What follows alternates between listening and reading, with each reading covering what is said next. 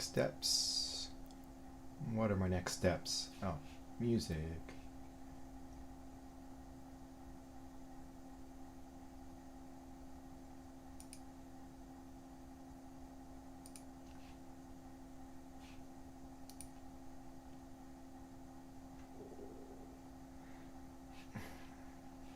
All right.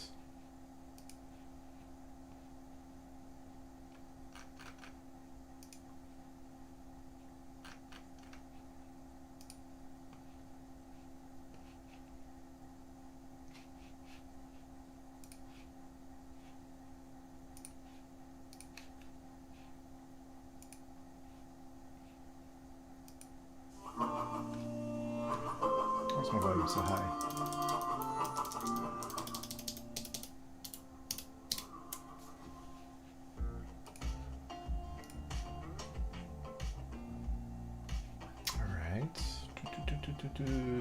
Let's get going.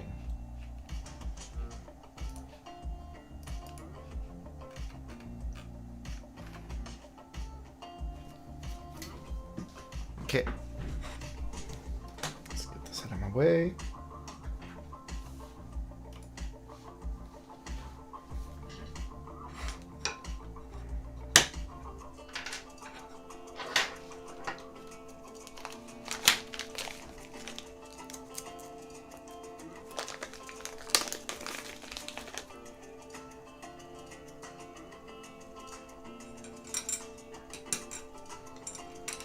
Oops, wait. This way. So I'm gonna put in there, I'll put in a lot.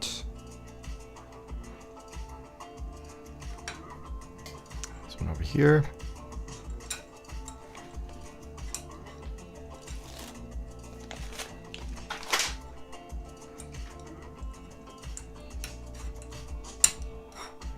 Let's see, how many more do I want? 1, 2, 3, 4, 5, 6.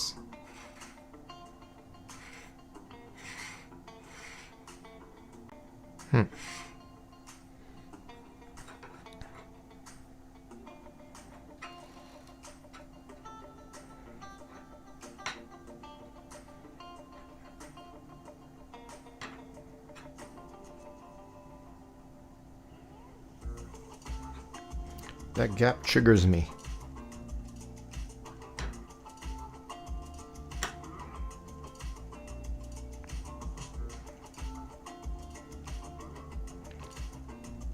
We go like this.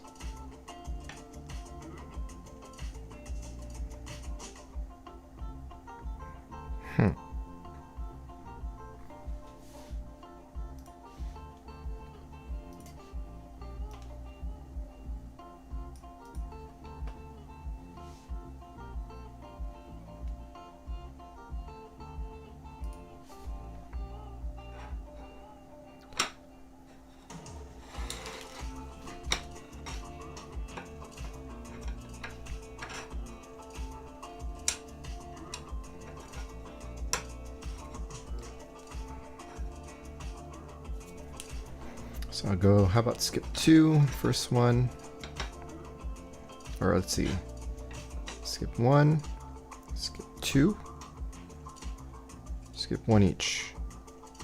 That's probably going to be okay. So skip 2, skip 1, and then skip 1. So that's what? 1, 2, 3, 4, 5, 6. 6 more.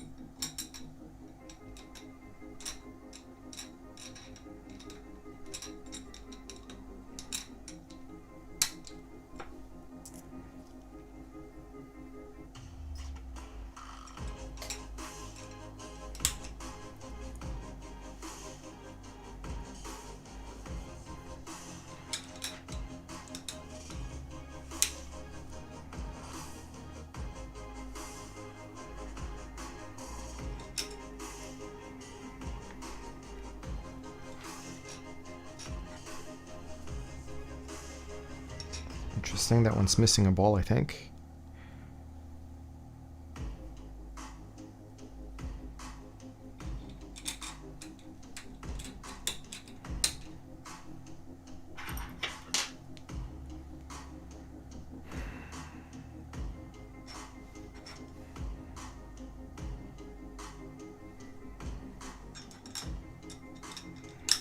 Okay, I think that should be good.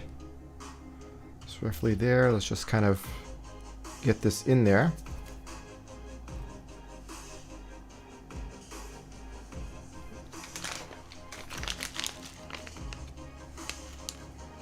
Let's get this in here first, then line it back up.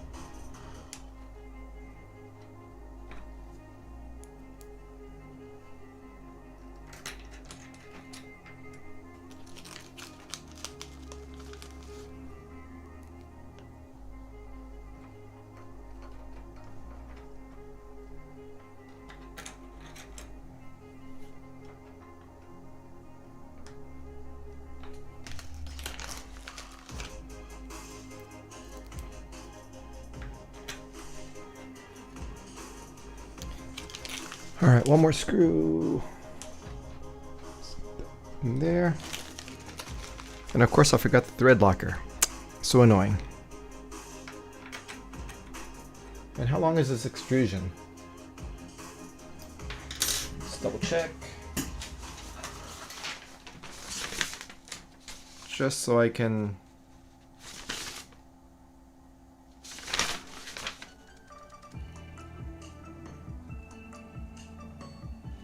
Oh, what is chloroplast?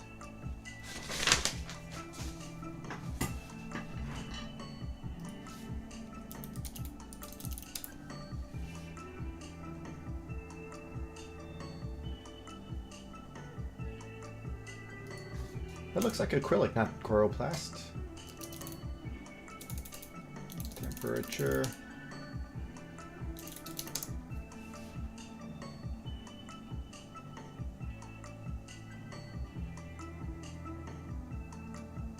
Okay, pretty damn useless for...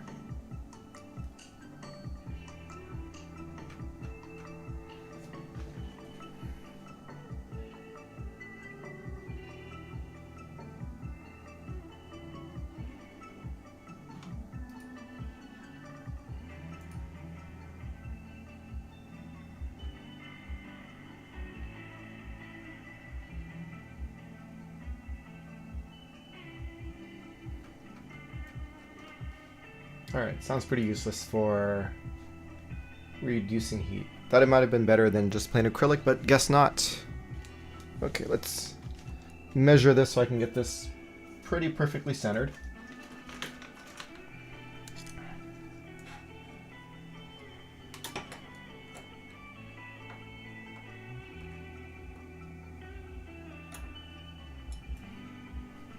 Along with these rails.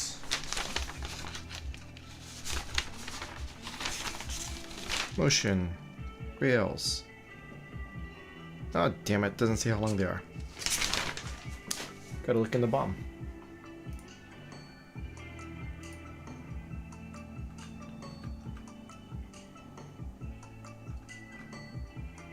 Rails. 350.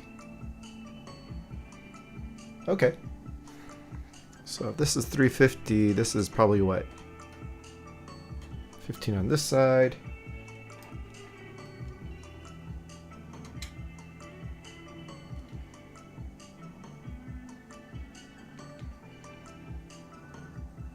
So this is probably what, 380?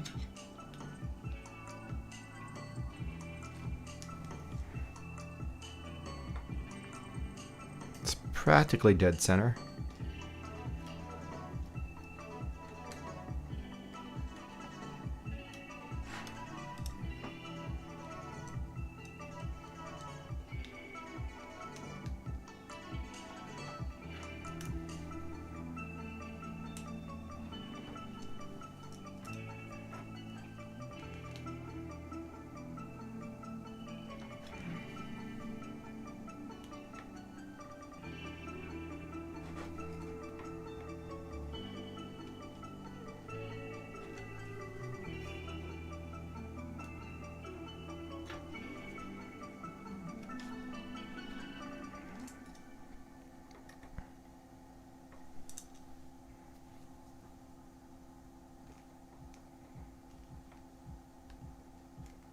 I think that should be really close enough.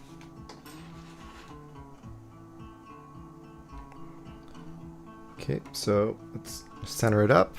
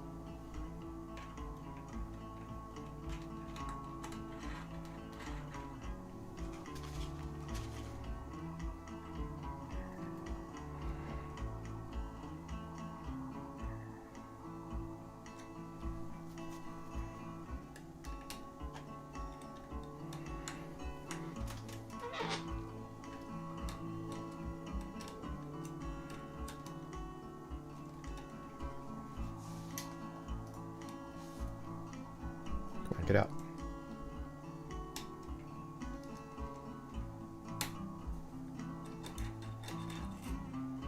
It would help if I unscrewed it out first, right?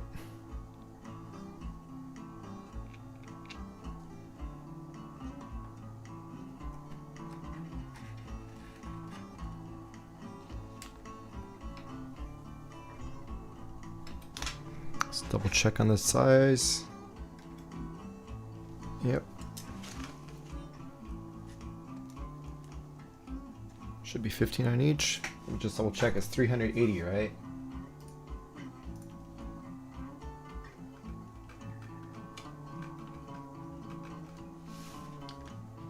Frame. Yep, 380.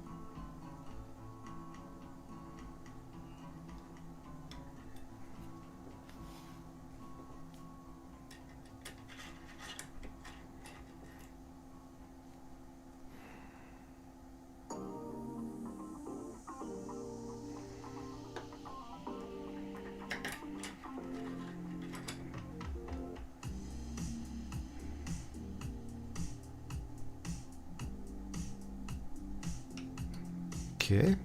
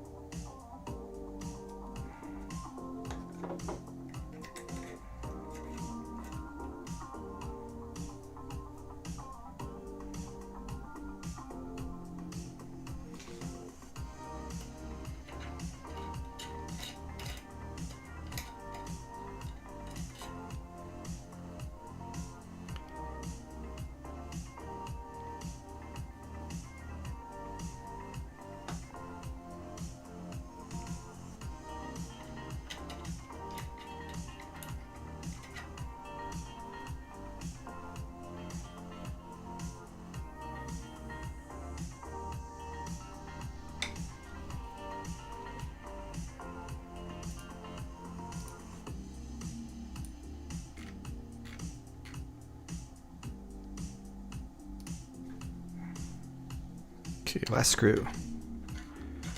Then rail onto the other side.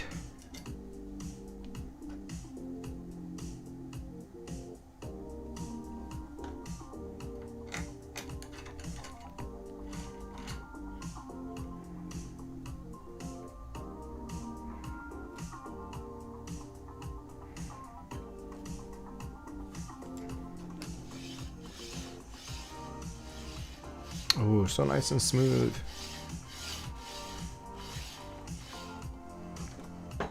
All right, let's put this down. Let's get this out.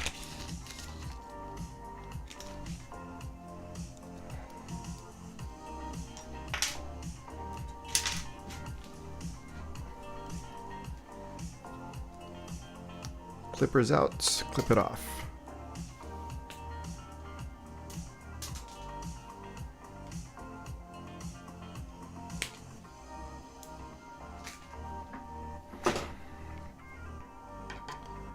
Same deal with the drop-ins again.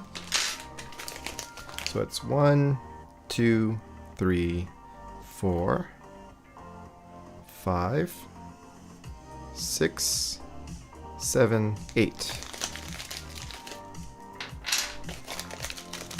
3, 4, 5, 6, 7, 8. All right. Let's drop them in.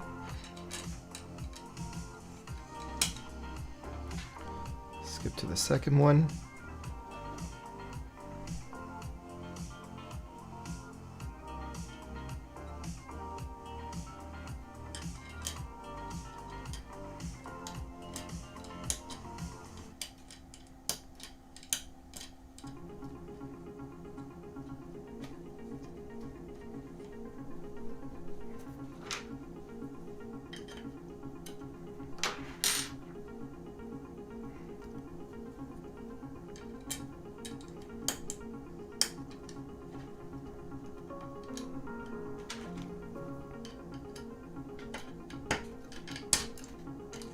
Okay. It feels terrible, but doesn't matter. It's in there.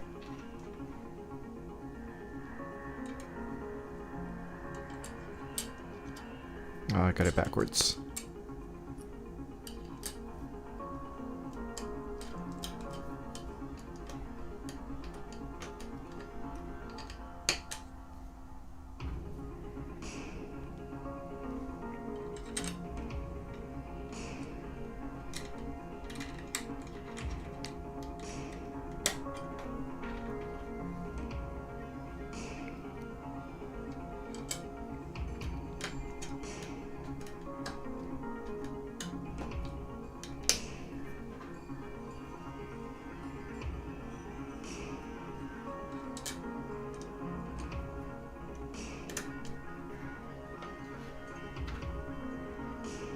And one more.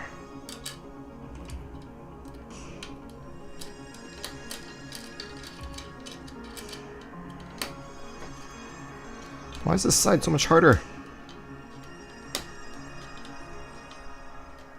Something wrong with this extrusion?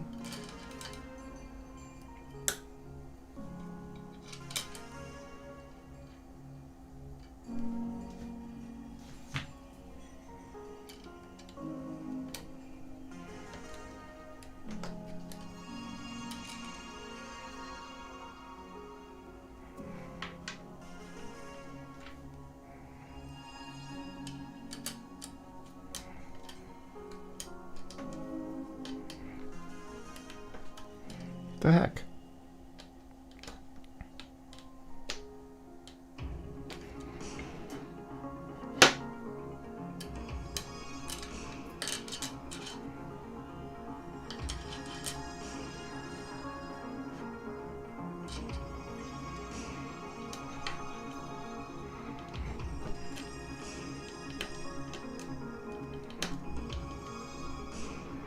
Why isn't this seating?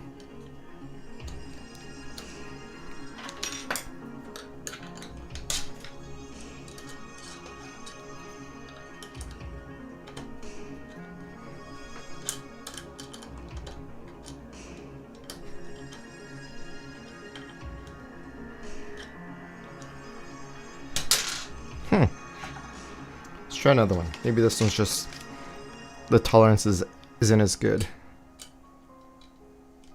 Yep. This one just sucked. Okay. Let's get these screws in lightly first.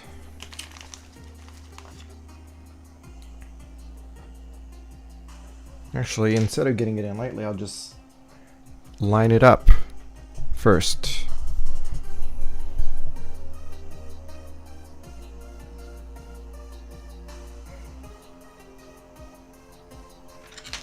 That way, I don't have to pull the rails back and forth.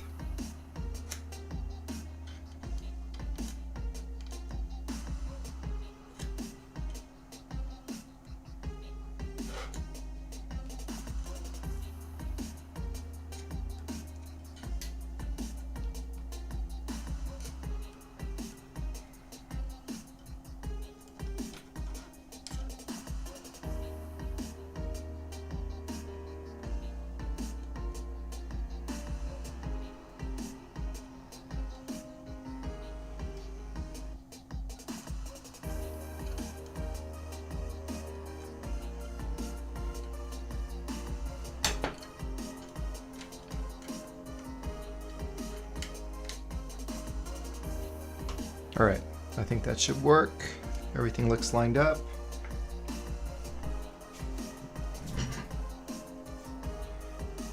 Yeah, hey DP. Super messy, right? Someday I'll clean it out, but it's not today.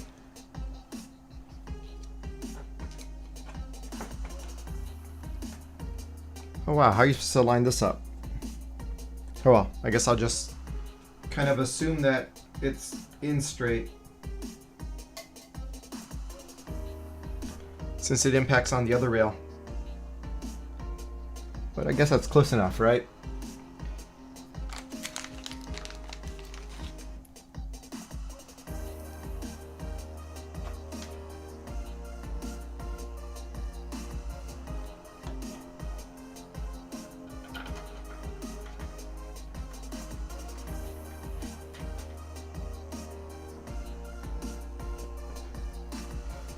Yeah, my desk is forever messy too.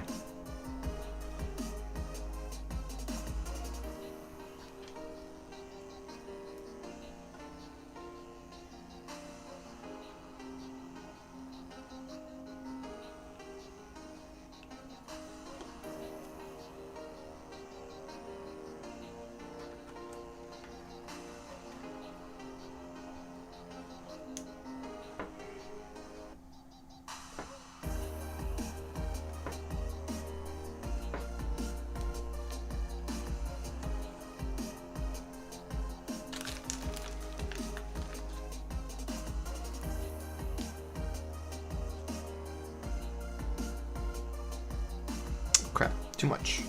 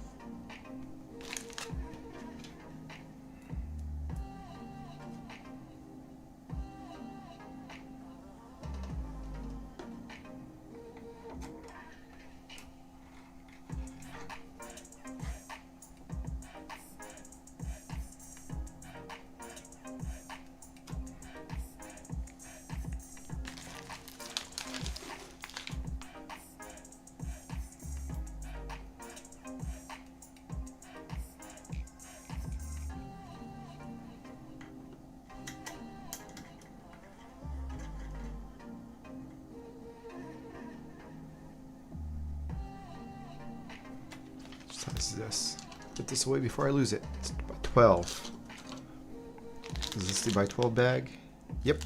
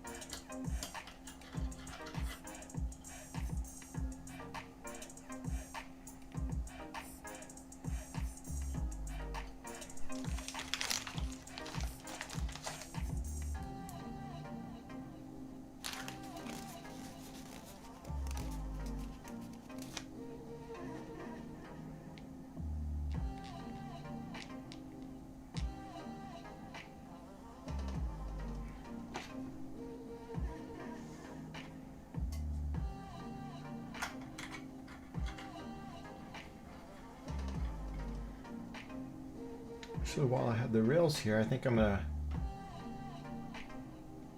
send a spot of grease through them.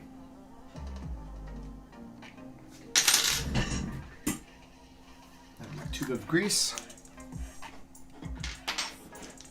I'm just gonna shove it in.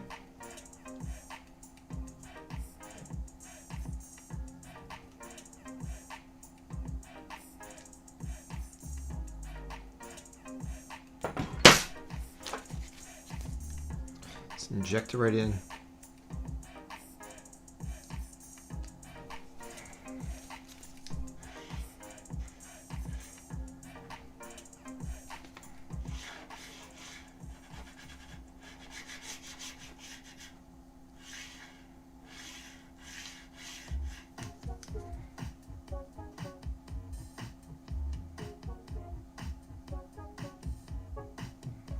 Basically just put it into this hole, squeeze the syringe until some backs out.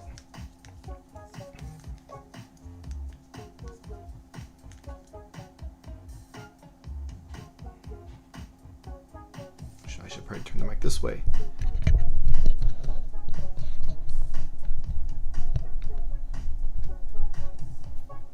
Yeah, it's moving pretty quickly. And hi, Jace.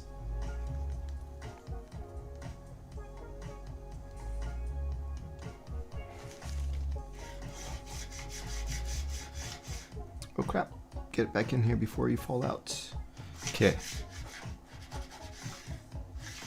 All right, just greasing up the rails a bit now before I put this guy away.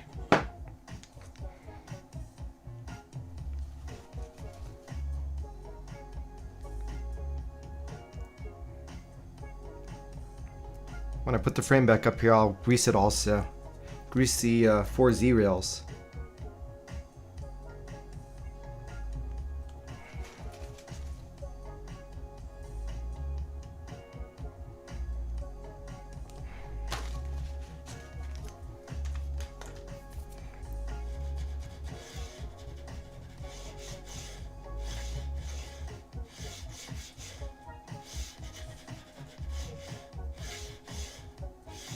Okay, next step. What's next?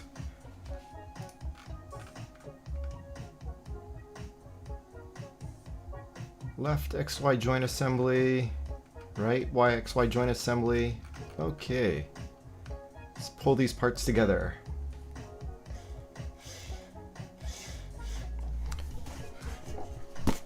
Loader box can go down here for now.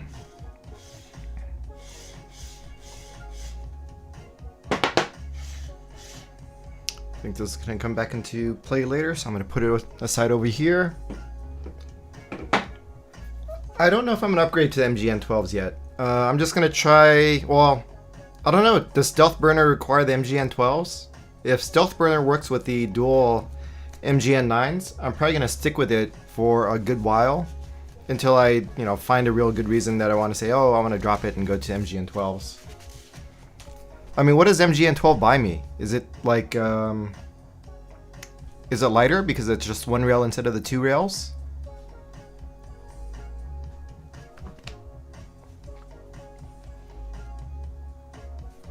Parts. Okay, what printed parts do I need now? Skirt, afterburner. This looks like it's gonna be it. Yeah, so I'm probably gonna stick with the Stealth Burner for now. But the MGN12 is only on the X Gantry, right? So I mean, yeah, it's easier to get straight, I guess. I don't know about, yeah, maybe. I don't know. That's something I haven't really decided on yet. All right, another pile of parts to make my desk messy. Okay, what do we need to do? Find the appropriate looking parts. Looks like this. And then well, the one that goes underneath looks like this. Is that right?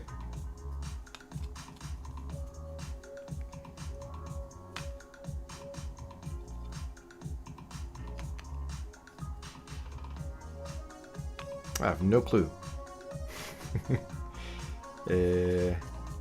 This.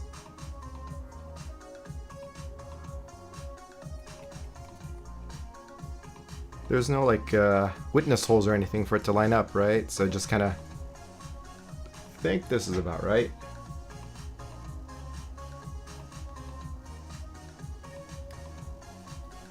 It's going to end up something like this.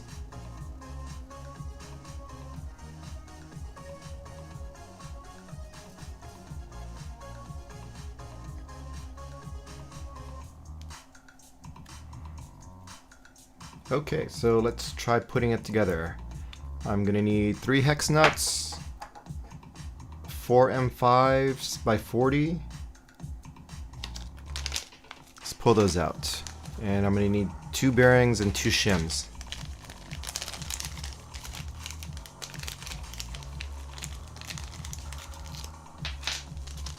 Might as well pull these all out right now also.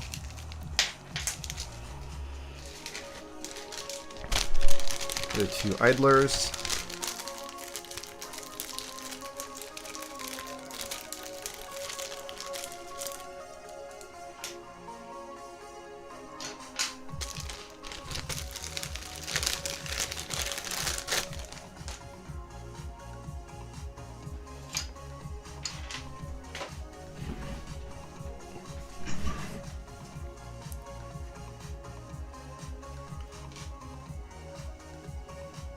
Okay, and 5x40s. I think that's these. Yep. So I'll need 4 of these. I'll pull out 8 so I can do the right side also. 4, 7, 8.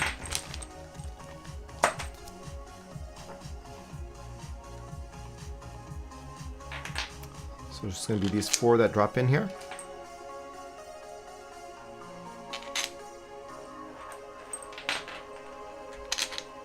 And that's interesting. This one just kind of floats there, huh?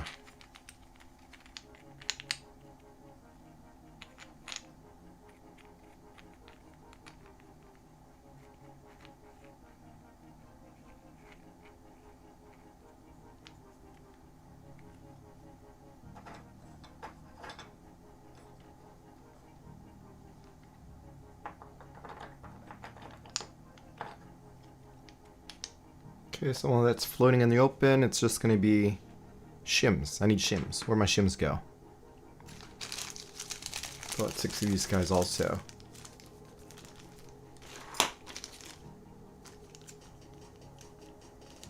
And this also doesn't look good. Looks like I'm running low on shims. Ah, shit. I think I probably need to pull them off of the frame, off of the bottom panel. I used 4 of them to another bot. I used 4 of them to hold the DIN rails to the panel. So I guess I'll just have to take those shims out. Do we have any others? I probably do have other shims somewhere. But I'll pull it off of the bottom panel for now.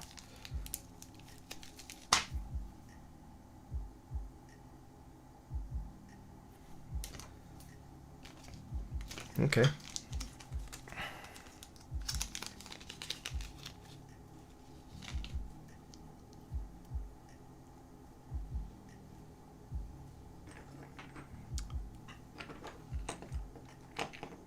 So the one that's kind of floating on its own gets the bearing stack.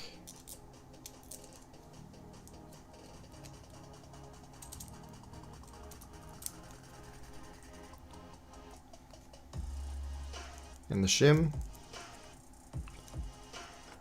And so it looks like I'm just going to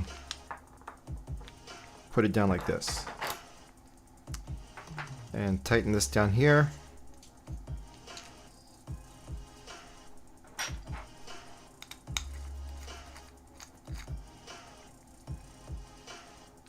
I should probably use a thread locker for this, right? So take this out. Get some thread locker.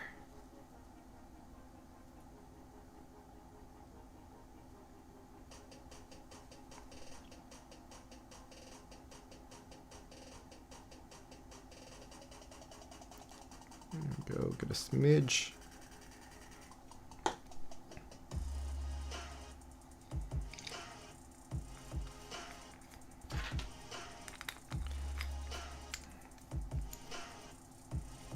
All right, there we go. Looks really nice. Okay, so then drop. What?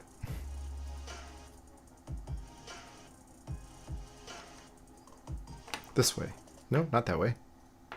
Did I just screw up? I think I screwed up.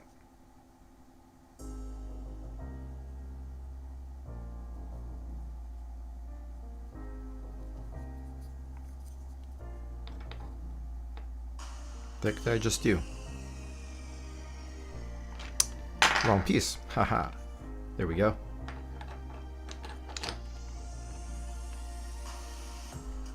This one gets the idler in it.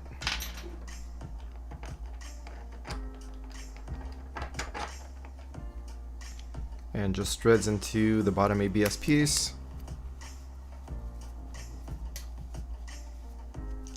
Just get a little snug.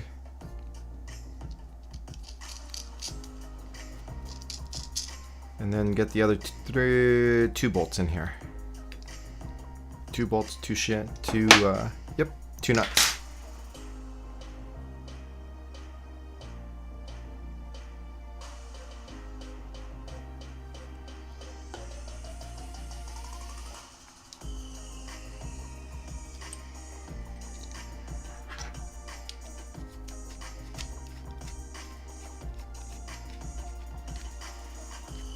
Get in here.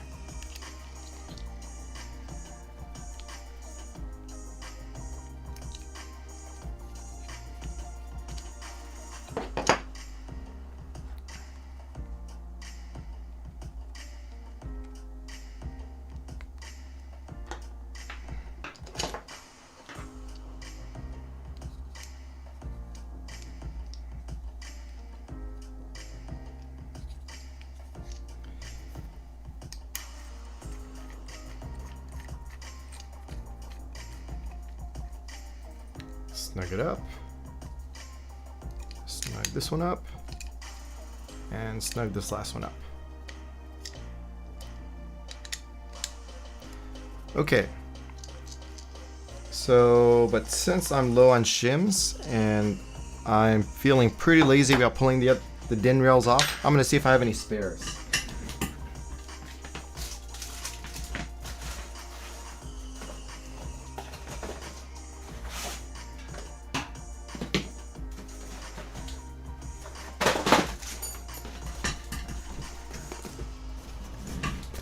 Okay, let's see if I have anything in here. I have a whole pile of leftover bolts from Bolt Depot I used on a previous printer build. And yes I do. Are these the same size? I think so. Let's see. Let's just double check.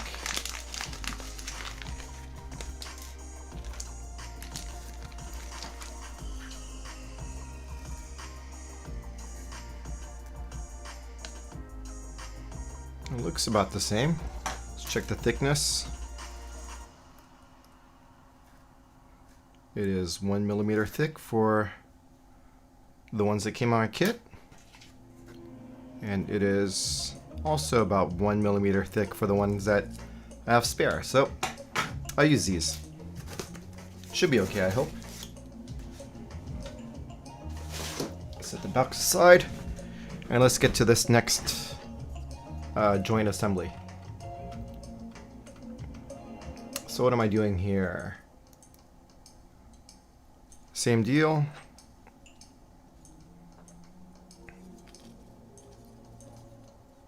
Just line this up. Put the bearing sack together.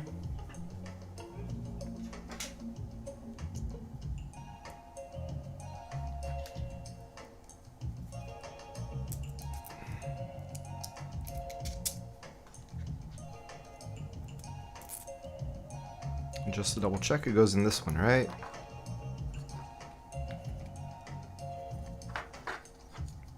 Yeah, that looks to be the case. So I'll tighten this one down in here.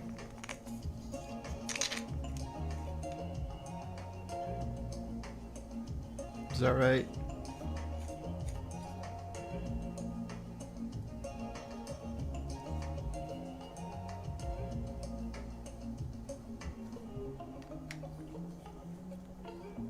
Or is the idler supposed to go here?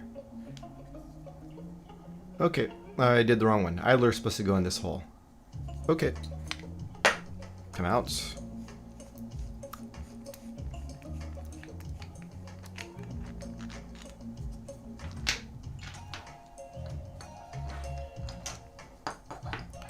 Then we'll put the idler in.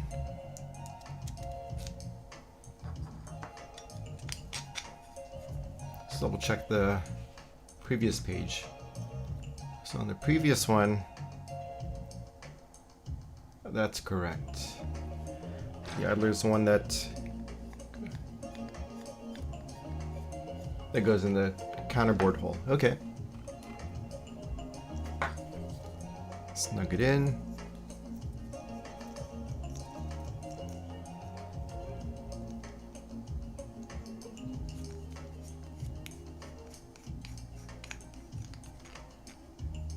Oh, it's interesting.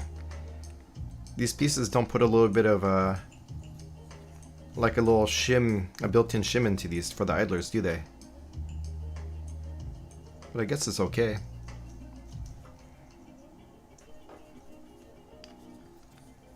Alright, so next up is going to be bearing stack. So take the bearing stack off.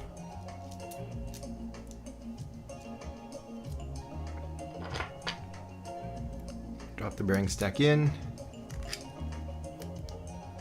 And then I'll just drop these bolts in.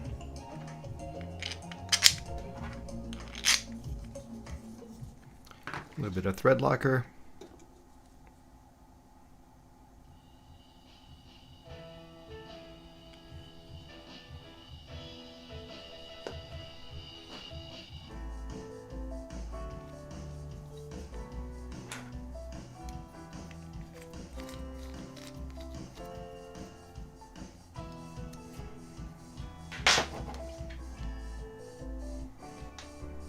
Set this aside.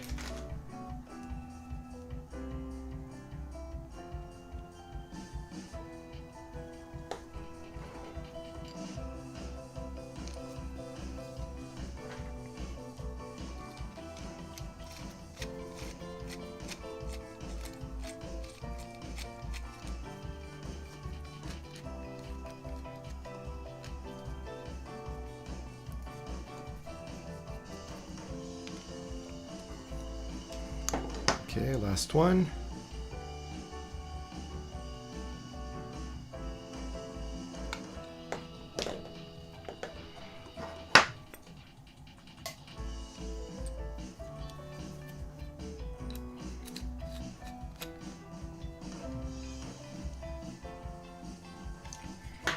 All right.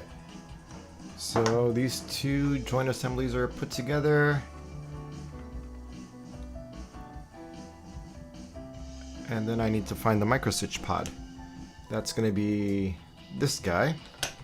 And it's going to take 3 heat set inserts for this.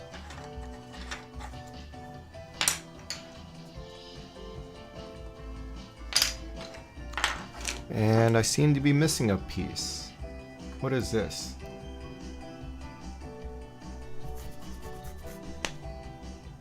Oh. Okay. I think that's because this one, the Blue Rose kit came with a PCB. So let's pull it out.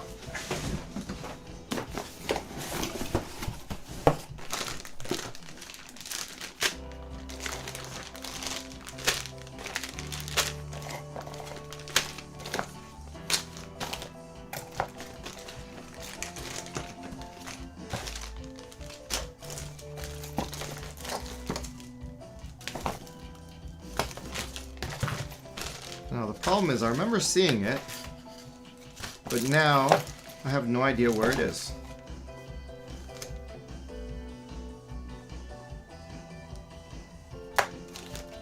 Oh, never mind, here it is.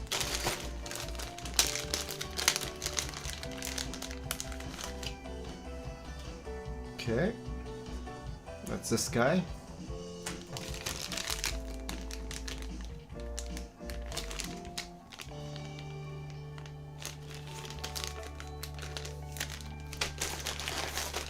Okay.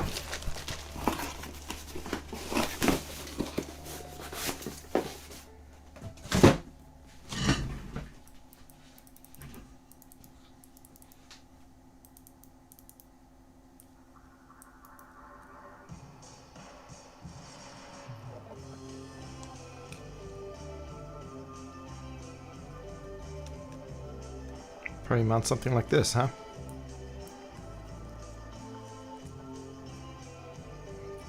Goes like this. And then this would close on top of it. Except... Or no, it doesn't close on top, huh? What if it were this one?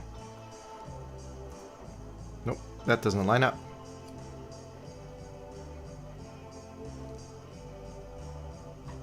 Okay, I see. So this one is for the... if I were to use individual micro switches. Yep.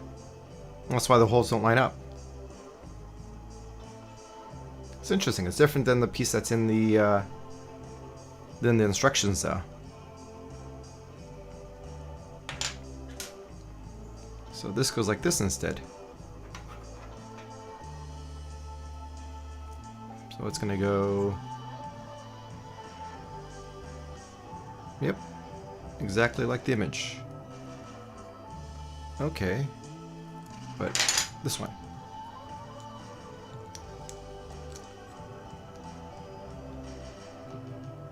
I guess there must be two different PCBs. Because this one didn't have mounting holes.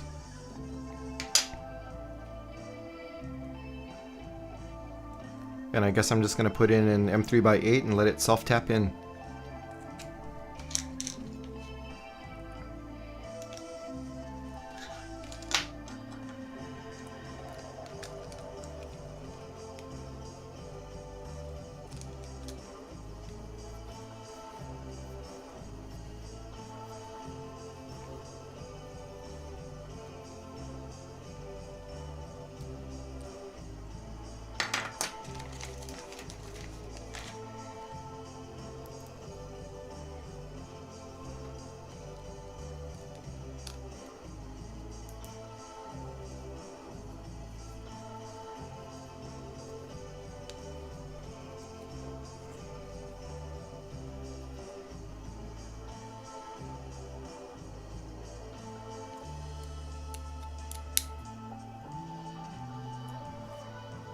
It's very interesting.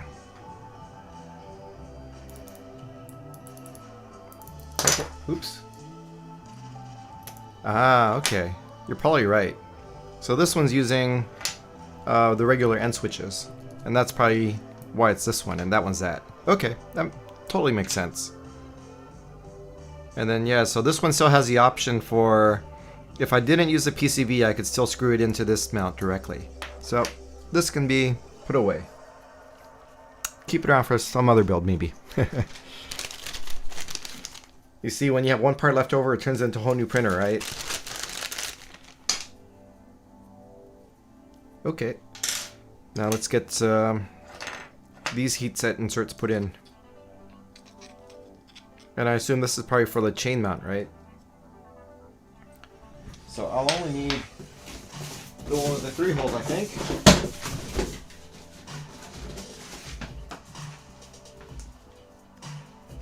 And this lines up, doesn't it? Yep.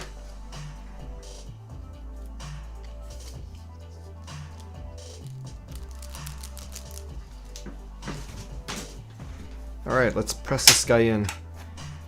What do I have that's heavy that can hold it down?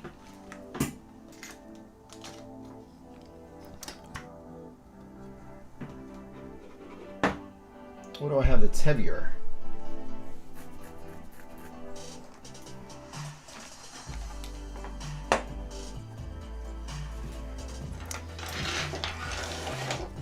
Yep, I'm gonna use the bed. There we go.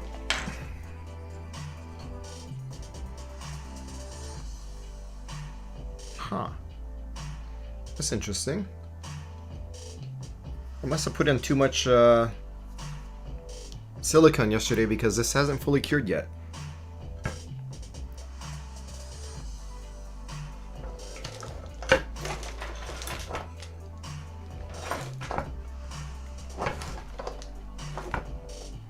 Okay.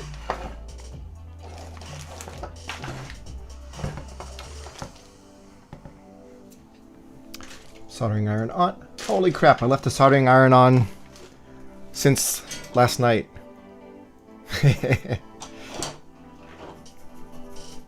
Well, it's okay. 3 heat set inserts, here we go.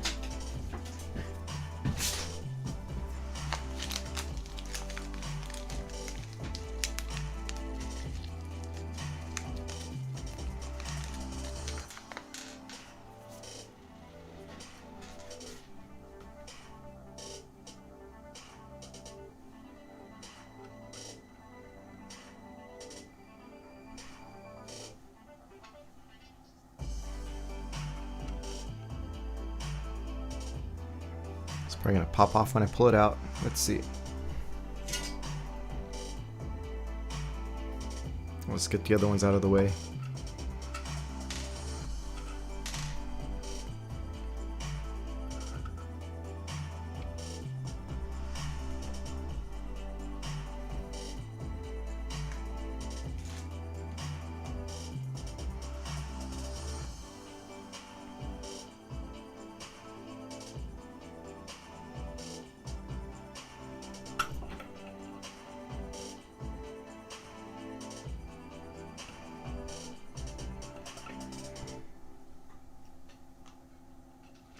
Next one.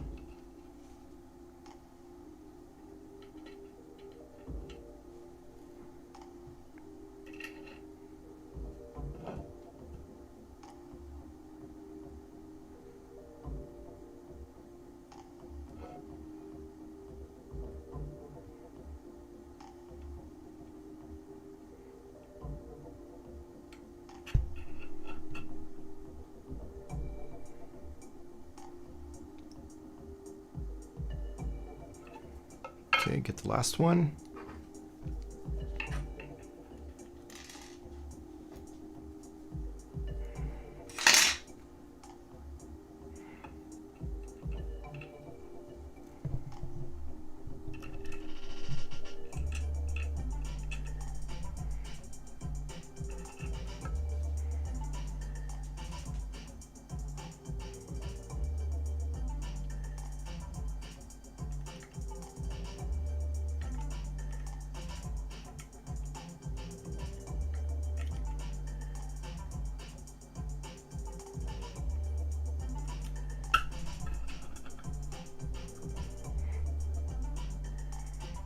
Okay, this time I'm going to turn off the soldering iron right away, because I don't want to leave it on overnight again, or like a full 24 hours. Okay. Wow, why isn't this cured yet? Okay, put this back aside.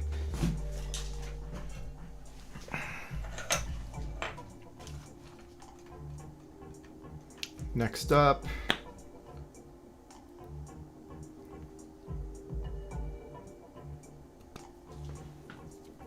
okay, let's pull the rails back over.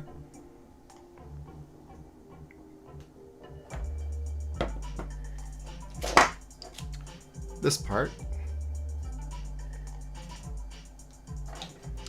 slots onto the extrusion. Okay, so that's gonna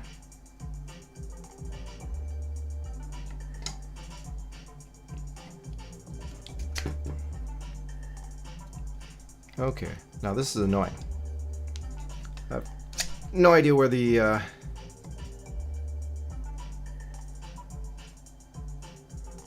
okay, I think that should be okay. Let's try to slot the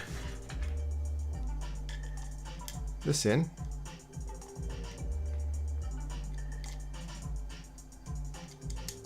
Wait, wrong size.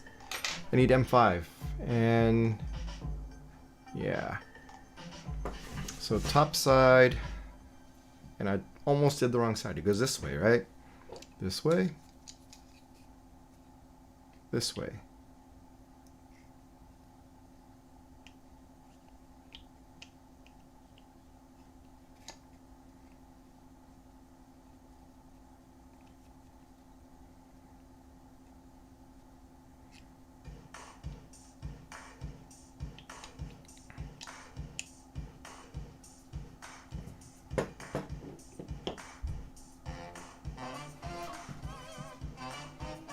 Okay, so pull out the M5 drop-ins. I need 3 of these. On this side I need 3. I need 3 on the other side too. So pull these out.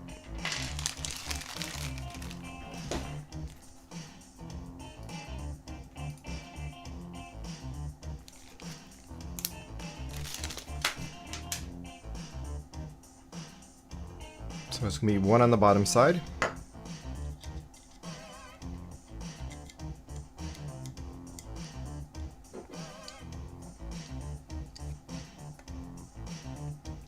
And that doesn't line up. So I need to flip it around.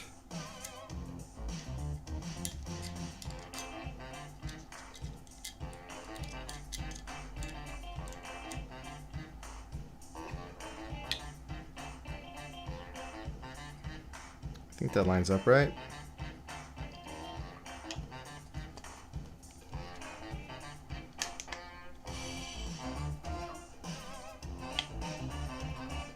Slide in, slide in. Why are you so hard to slide in? Here we go. I'll just use this to straighten it out.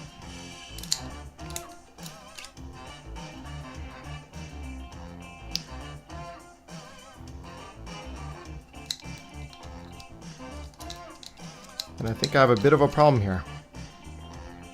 This hole doesn't seem to want to line up.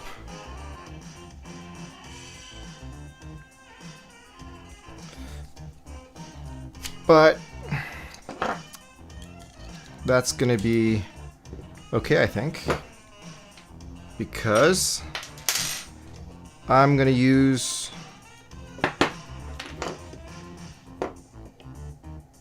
the twist-ins instead.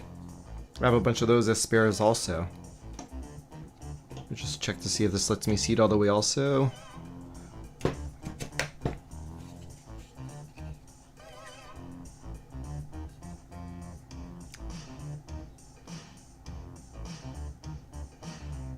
So is this supposed to seat all the way down against this piece down here?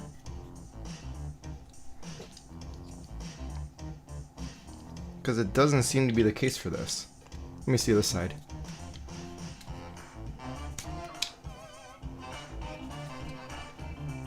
Yeah, this side doesn't seem to completely go flush either.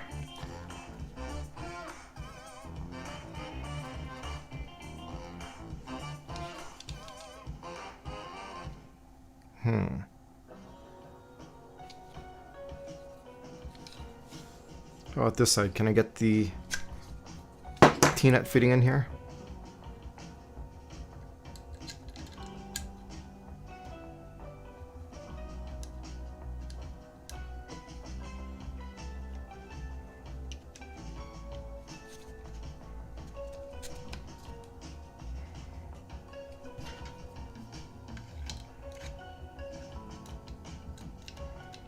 Yeah, it looks like it also impacts.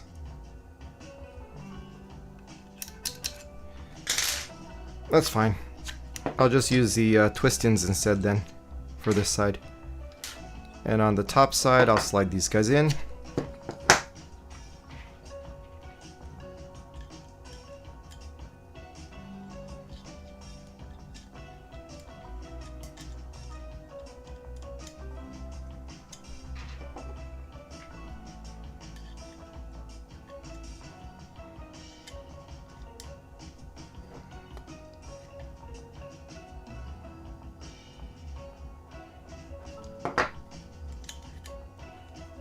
Gotta go the other way around.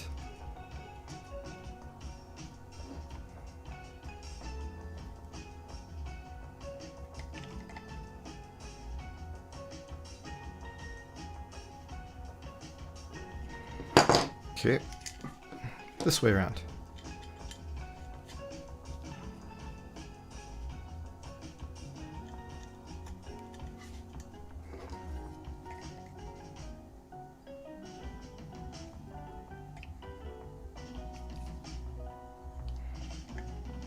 Okay, I think that'll work. It's about the right spacing, right? Yeah. Okay, do the same for this side.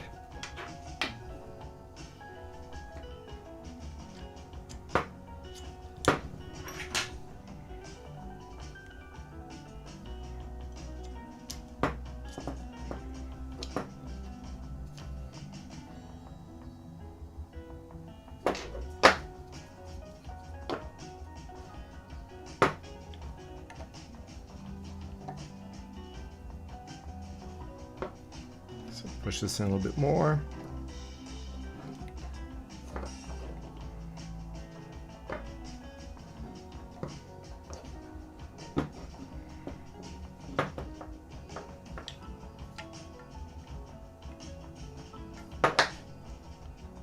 More. Pull this over. Okay. That part looks okay. Now I'm going to get some spare hammerheads. Two of these guys I can use.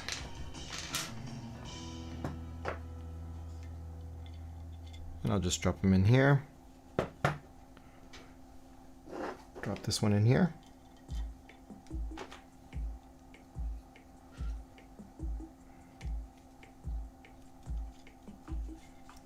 Slide the rail in, or extrusion in.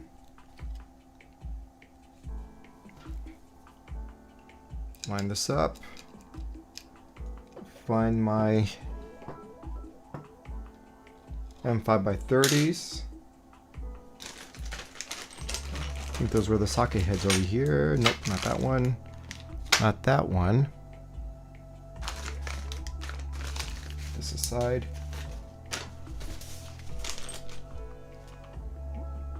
These are by 40s.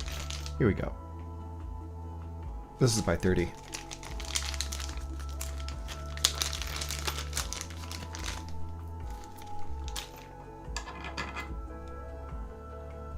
$3mm, this one.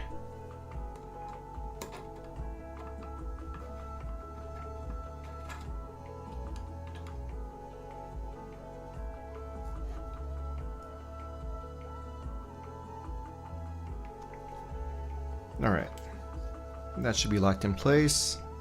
Let's put this side on also.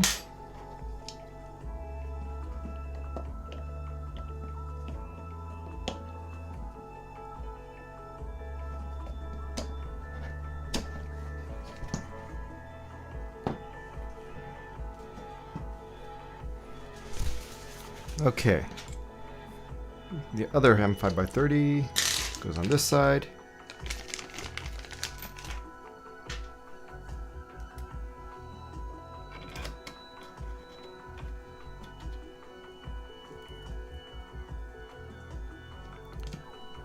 Then I flip this over, grab the M5x10s. Very nice. Where are my M5x10s? Meanwhile, let me just caress these carriages because they feel so nice. M5x10, I think that's these. Line this up.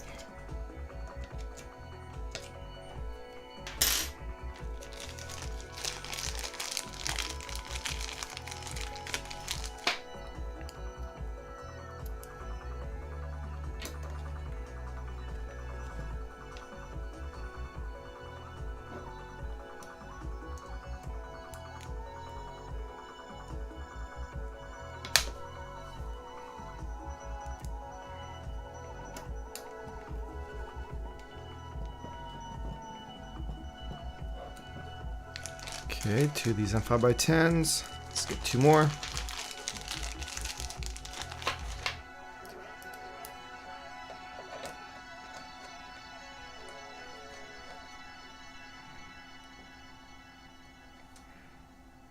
Oh shit, wrong size.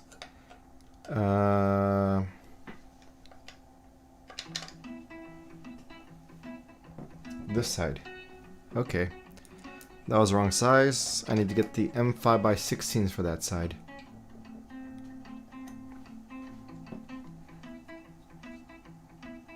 So, this side. This one needs M5x16s.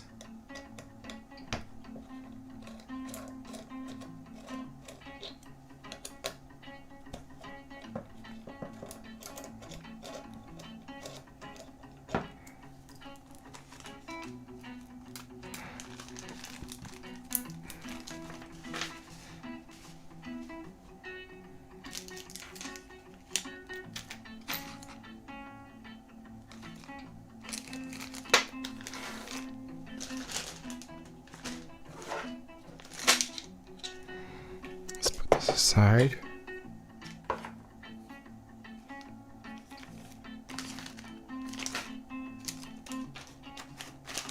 Here we are.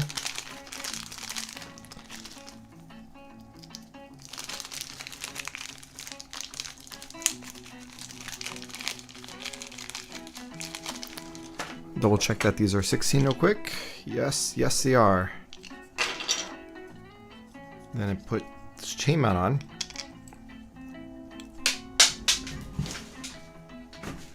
Drop a screw, take it back up.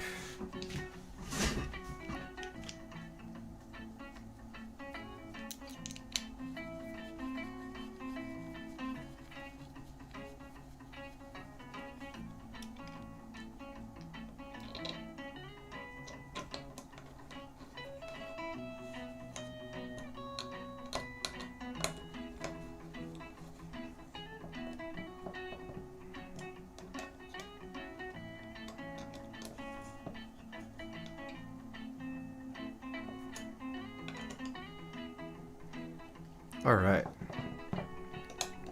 Part is happily in there. What's next? Y-rail insulation.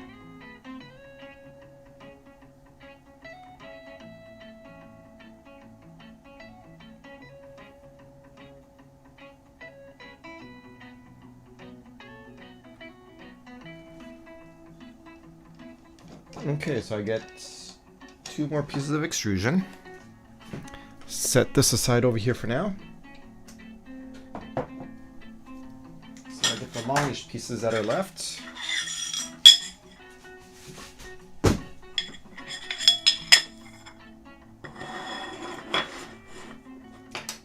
I get the idlers.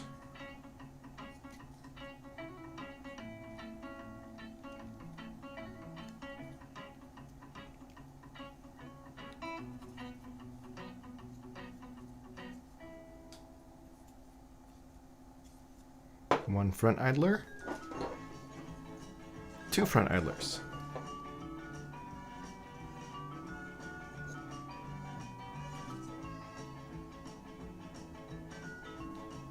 Does it matter which side is up?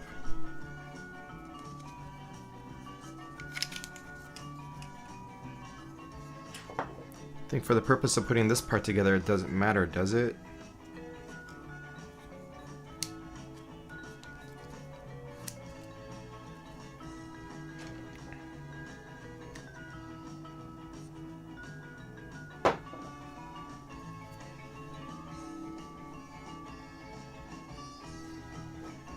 Is there a marking anywhere that indicates what side's left, what side's right?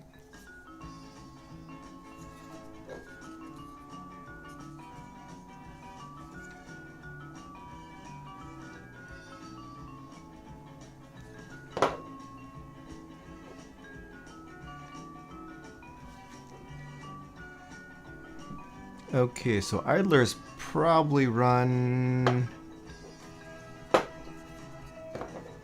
According to the belt path, it goes something like, yeah, it comes up around like this. Tensioners face forward. Well, whatever, it doesn't matter. Yeah, it doesn't look like there's any marking that's left or right. So on the left side, does the where camera? There we go. Does the this bearing, is it upper or lower? Which way does it go on the left side? I guess I can probably pull a diagram real quick somewhere. Is there a fusion? Voron. Autodesk 360. Is there one of those?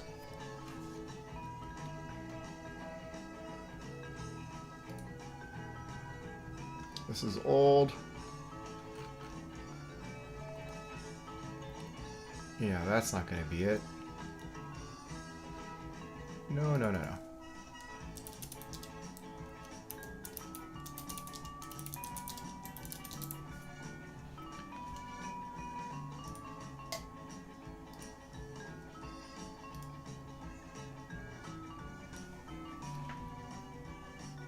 Oh, it's not shared inside of, what's it called, is it?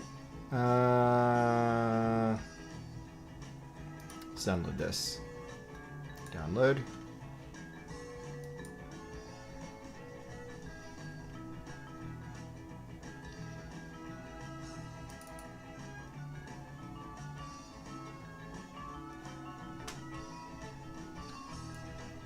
Just gonna open it up in FreeCAD since I don't have, what's it called handy?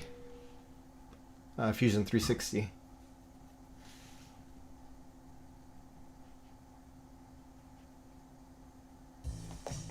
Charge my phone.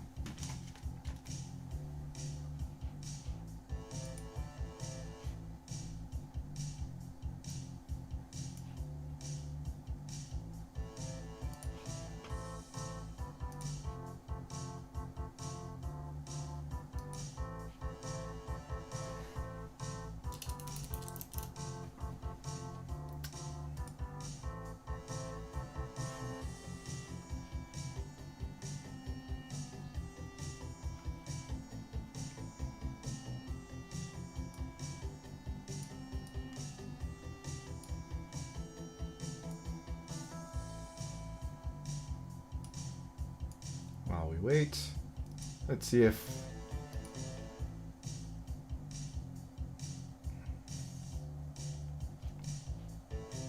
yeah, this is not happening. Let me try and see if I can open it up in another version of Fusion or FreeCAD.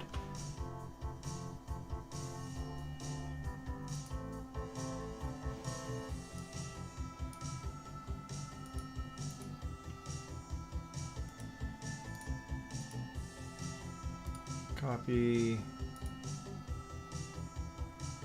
3D.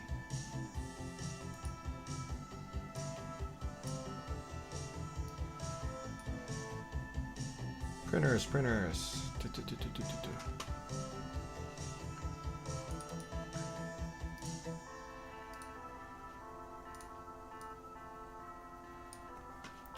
Let's see.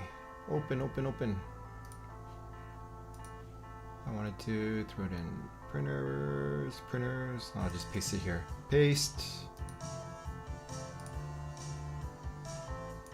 3D. Let's see if it'll open.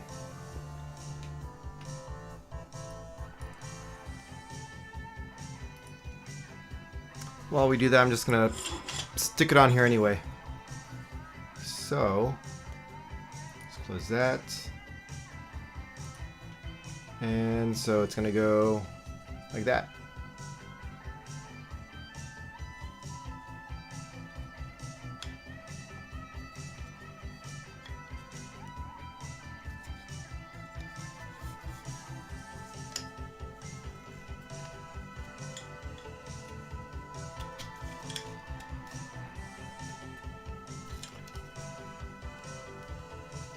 I shouldn't fasten on the idler assemblies yet, right?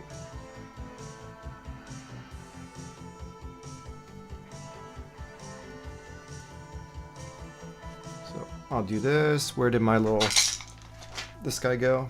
Use that, push it up so it's flush. Okay.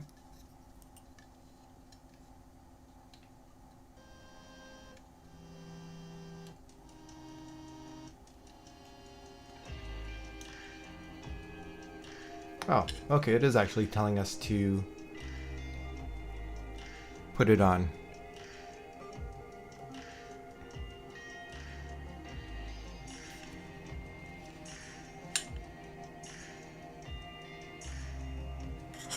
Okay, so I am confused. What am I doing? FreeCAD still not responding. Yes, the CAD diagram is really big.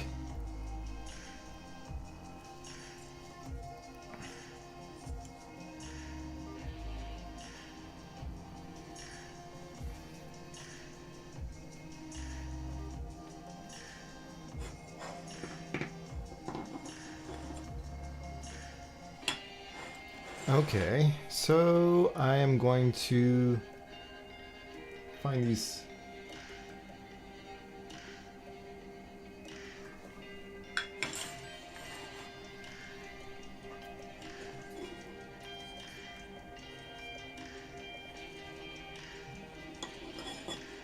I'll just slide this in first.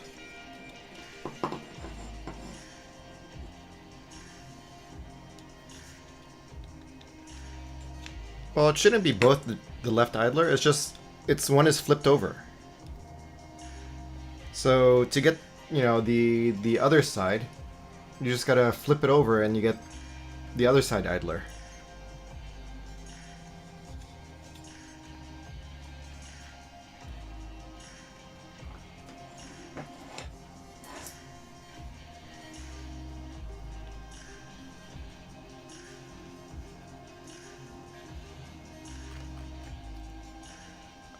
Okay, so I need whatever these pieces are to clamp the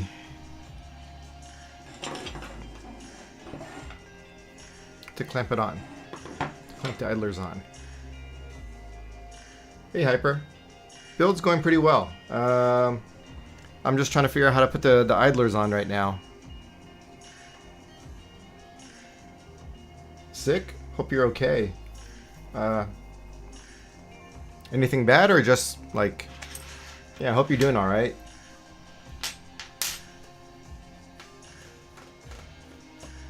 Let's see. Oh.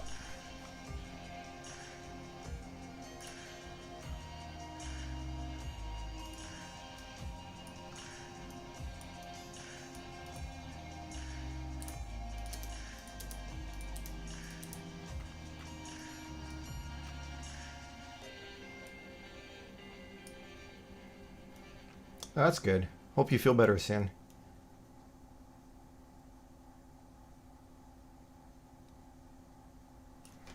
Okay, so it kind of goes this way.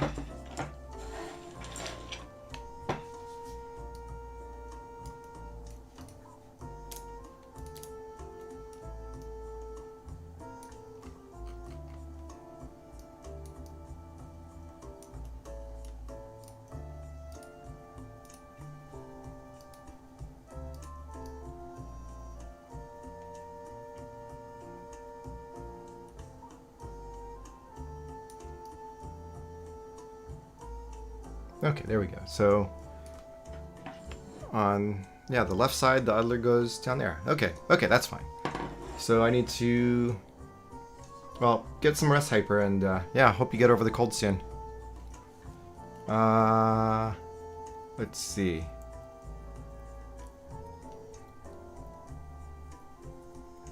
Okay, so I think I get more printed parts out.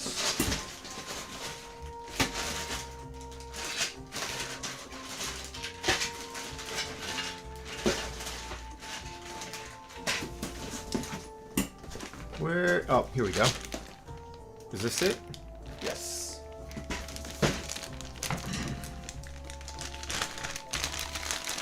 It's getting more of the Gantry together. Let's see. So I guess this probably goes on the other side, and the other one goes on the upper side.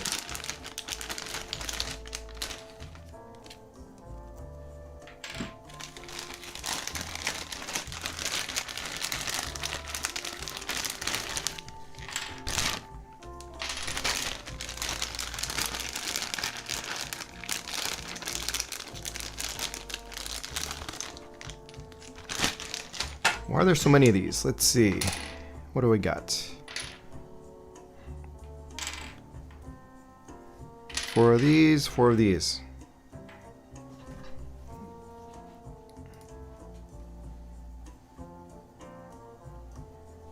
Okay, so this goes out that way.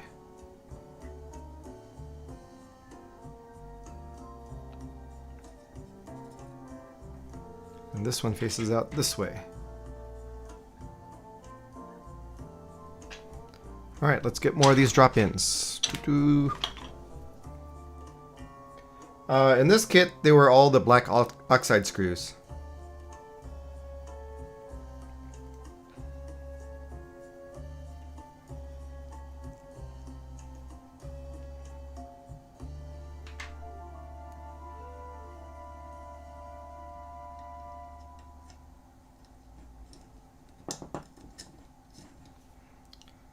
Let's get this in, line it up with the hole.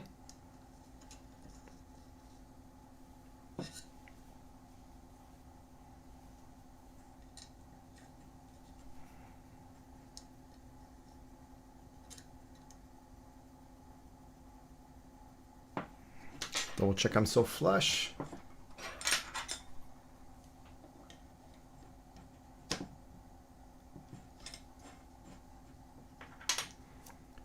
M5x16, these guys. Did I run out of music? Where is my music? Next page.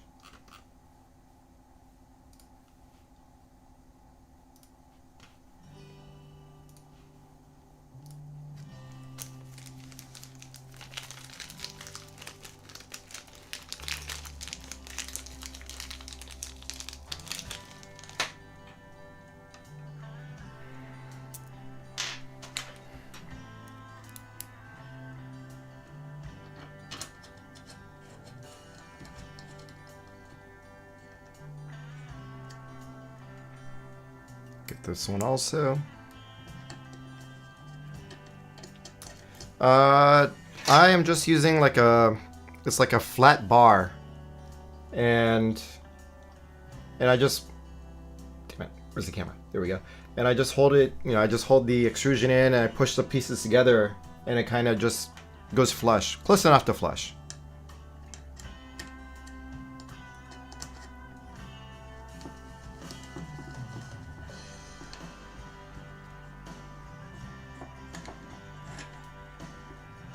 So I just, what I do is, I kind of push it out like this, and just hold the bar in, and then it's like a straight end, right?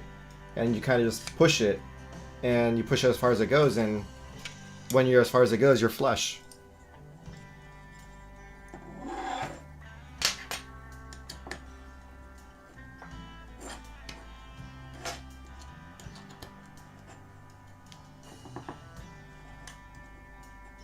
Okay, let's get the other side.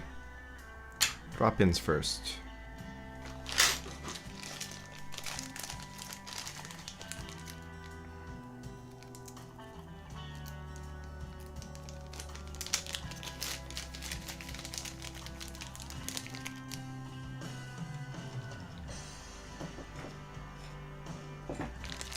Yeah, it definitely helps.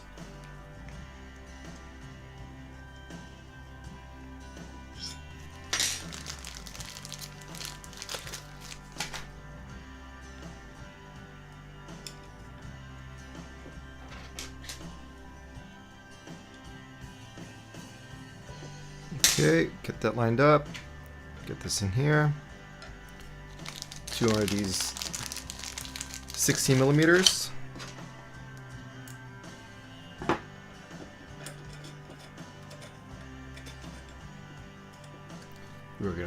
Reorganize my windows. Boom, boom. Okay.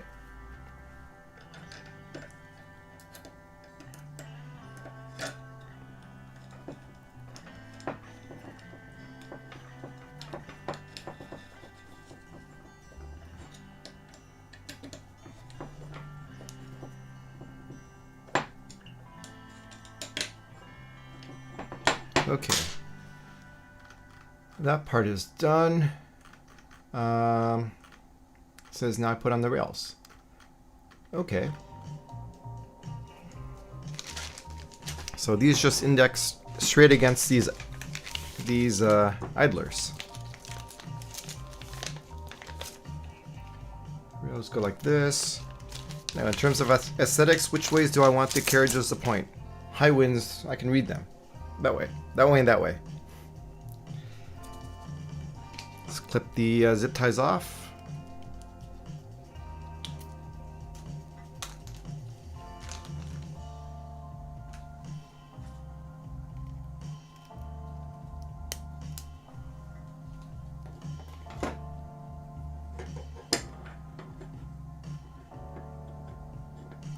I'm going to do the same as I did before, which is, I think it was 8 of the drop-ins for each of these.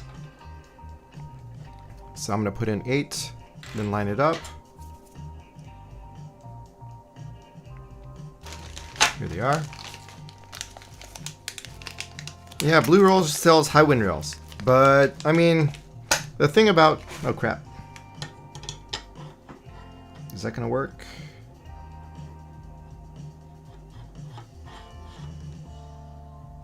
Wait, which side do the rails go on? Ah, other side. That was a close one.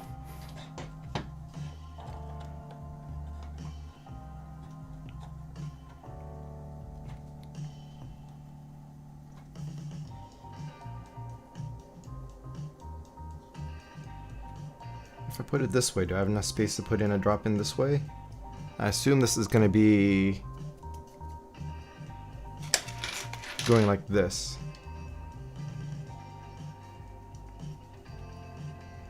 I'd have to go like this then. Or worst case, I can do the same thing before and I'll just use a T-nut instead. So the thing about high wind rails from these Chinese sellers though is that, well, a lot of times they're counterfeit, and if they're not counterfeit, they're like factory seconds. And so because they're being factory seconds, it means either like they're maybe factory rejects because they're not, you know, up to QA quality spec or something for whatever reason. Either maybe cosmetic or maybe they don't perform completely as well, you know, as what their spec should be.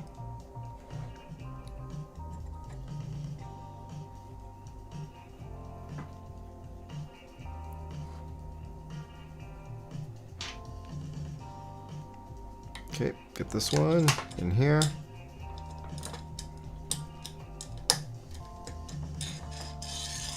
Get rid of that. That one's still busted.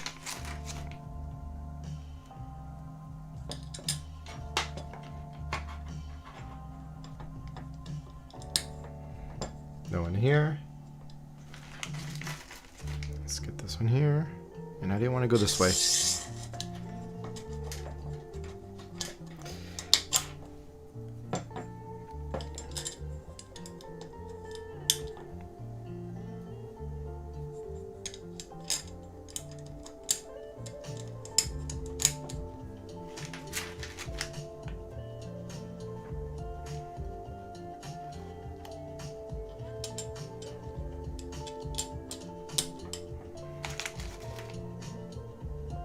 Two, then this way.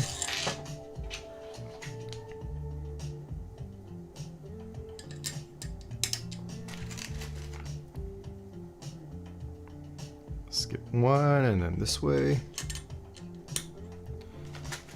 I skip two. Wait, no, I skip one. 1, 2, 3, 4. 1, 2, 3. Yep. Skip one. And then I put this one facing this direction. Can I get this to squeeze in? Yes. Just roll it down from the end.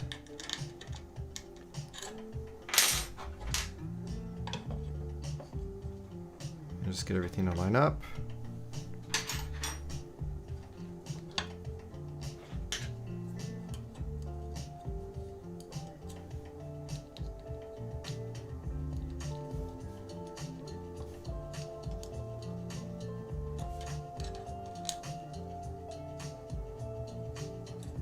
Okay. Now that that's lined up, double check these holes are all aligned. Put the rail guides on.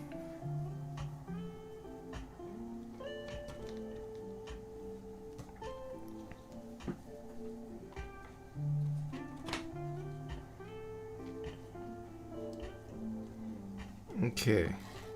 So while that's going in, I will get these screws out.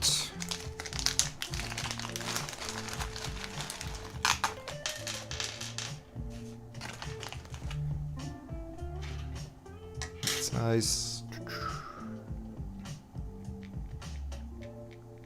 A little bit of thread locker.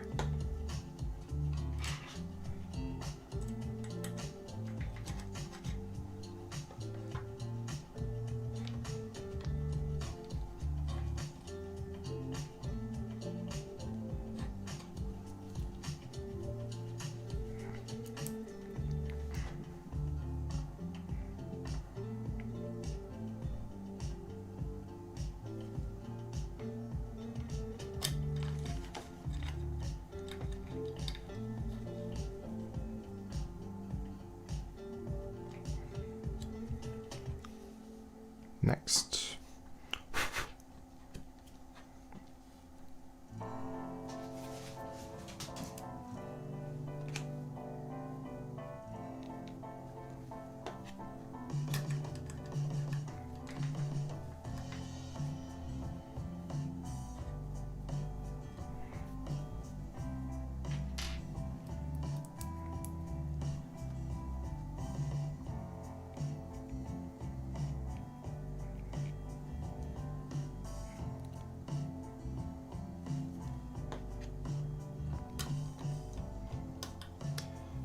No, I don't clean the rails. They came like in a little bit of light oil for protection, and I don't bother cleaning that off. Instead, I'm just gonna put on a little bit more grease once I finish putting the rails on. I'll grease this up, and then I'll just set it aside.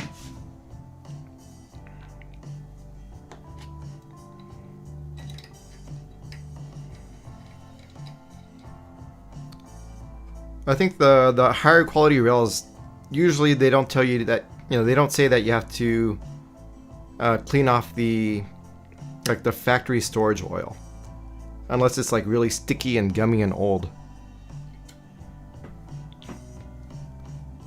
So since this is pretty okay, I'm just gonna leave the packing oil as is and add on more grease to it.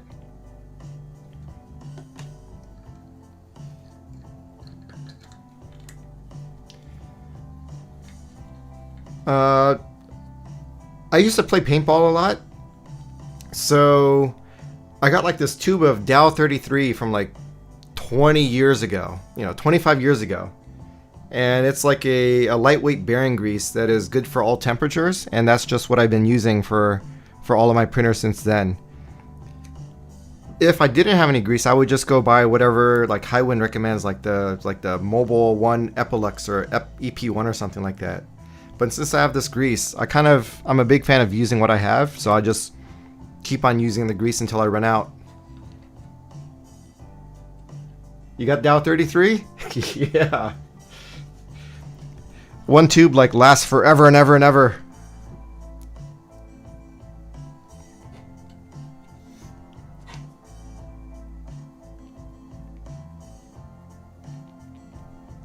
Yeah, I remember I bought this tube so long ago, like it was like when I buy it, it's like 2001 or something.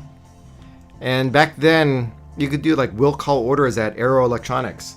You just kind of place the order in and you walk up to their store and they take it out of their warehouse and they hand it over to you, which was kind of nice. So I just have this tube from then, just still kicking around. All right. And so I just put it in this syringe, and I just, it's a monoject. And I inject the grease into like each of the grease ports on the carriage.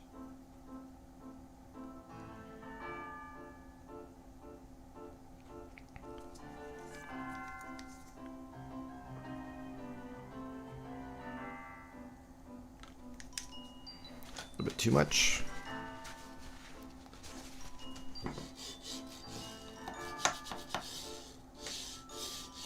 A little bit more.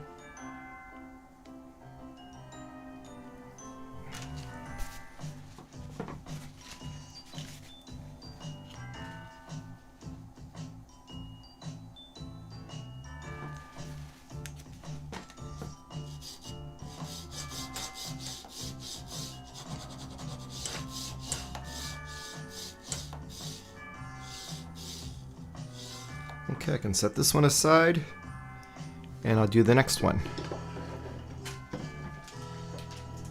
This one. So flip it over.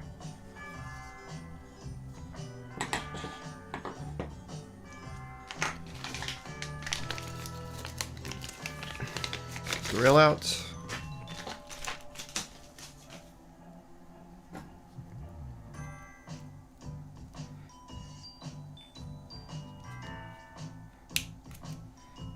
Yeah, so the recommendation for like cleaning the factory rails of the factory grease though is it depends on manufacturer. Like I know LDO doesn't recommend that you clean off their oil, right? They say you can use it as is. You don't have to clean them off. Let's see, I wanted to go this way, right? Yep, high wind label this way.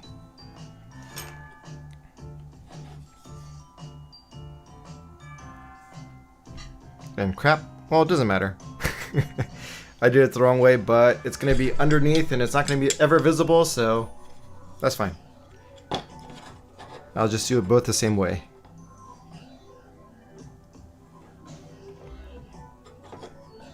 Okay.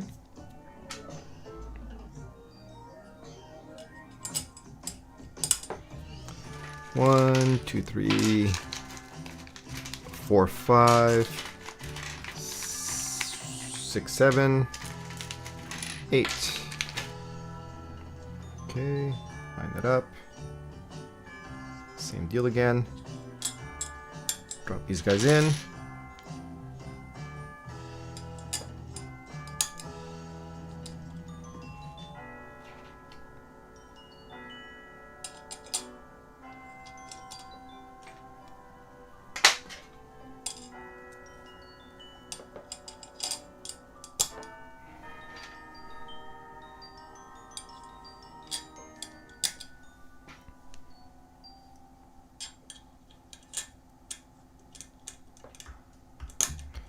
So did you ever play paintball, Jace? Is that why you have Dow 33? Or is it for another unrelated reason?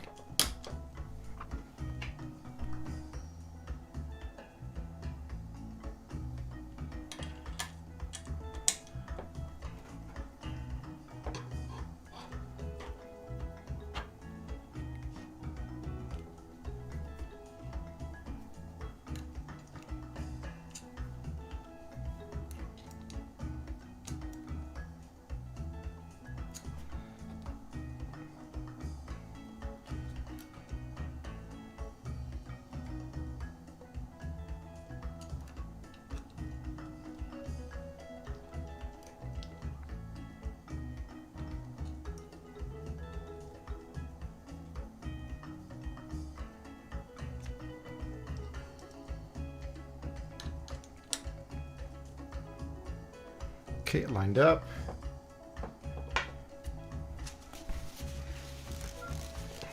Yeah, it's been a really long time since I've gone paintballing.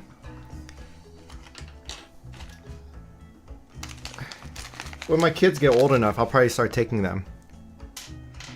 But it's such an expensive hobby. I mean, it's like paintballs are like, well, it used to be like $60 for like a box of 2,000 paintballs. At least, you know, buying the more like fancier brands. Yeah, it was so steep. I can't imagine how much it costs now. But I think when I go back, it's gonna be like all budget level stuff though. No more compressed air. It's gonna be all CO2. No more fancy high tolerance paintballs.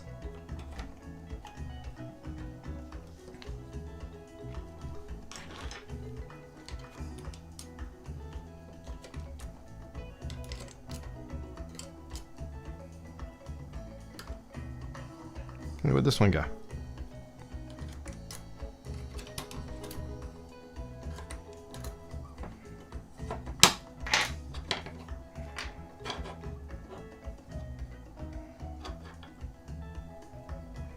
One, two, three, four. No, 5, 6, 7, 8. 8. There we go. Okay, there we go. That's right.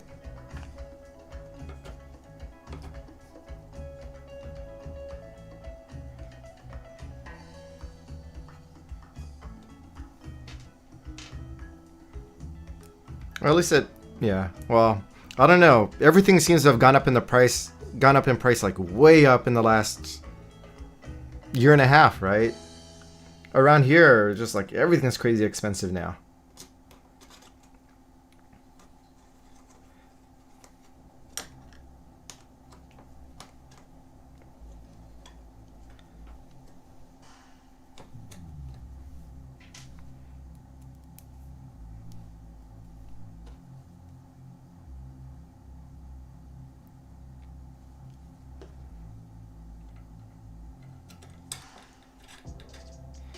Yeah, well, my son gets older. He's 7 now.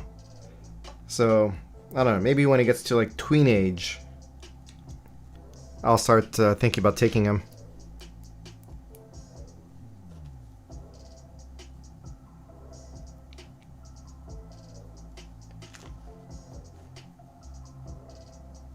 That could be the case here too. I haven't really looked at seeing if anybody's still open or not. But it could very well be that they're all gone now. Like, well, I know like there was here one that was like at the fairgrounds. And I think they closed off all of the fairgrounds. That whole area is all used for COVID testing, COVID vaccination, all that kind of stuff. So I think they all got kicked out. So I'm not sure if they're still there.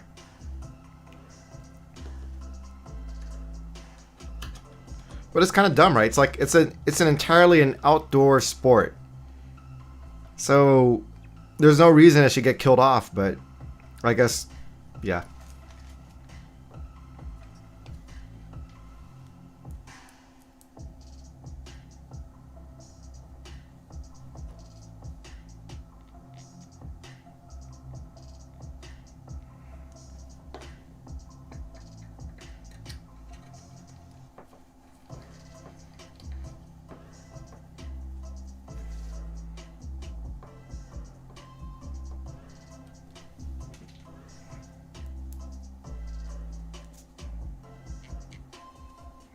Too much.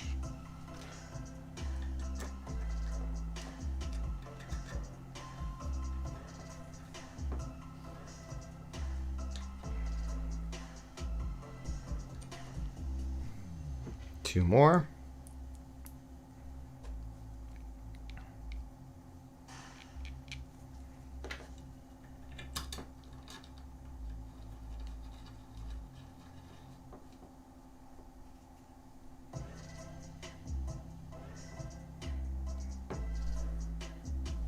And last one.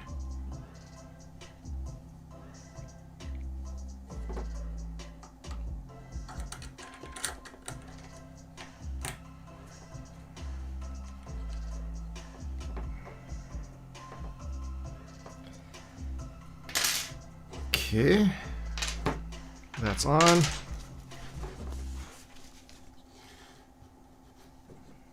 It's flush against the end, yep. And I'll just grease this up.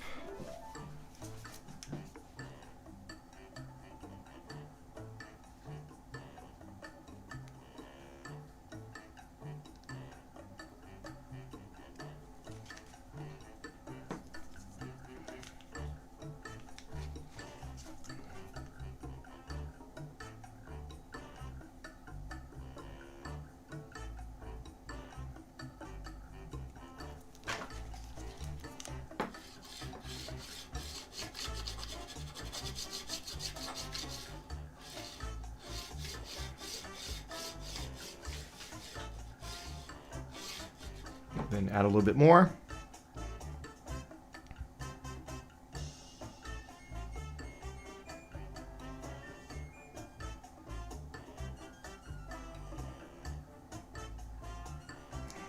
Let's try this side.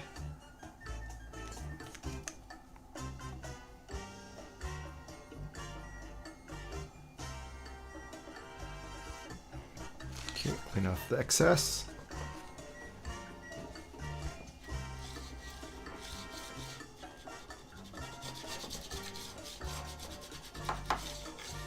All right, it's looking pretty good. Next step, what am I doing next?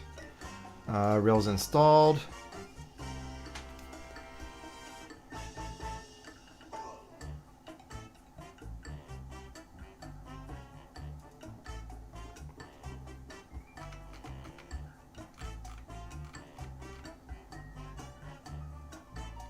Okie dokie. AB module time. Or installing the ABs.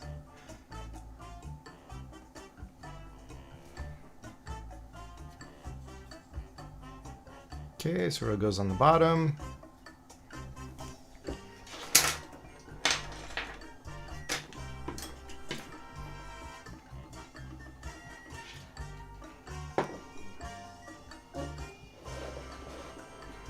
So this one probably goes this way, right?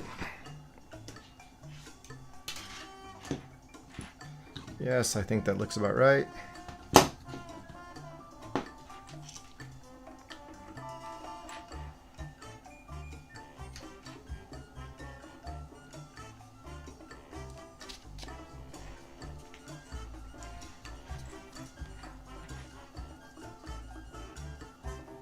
So it's interesting. This side doesn't sit flush, huh?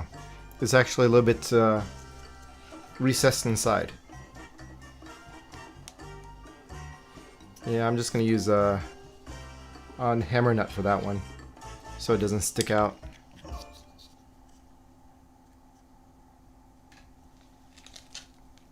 think this should be about right.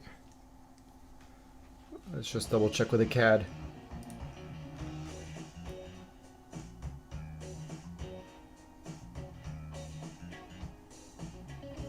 No, not right. This way.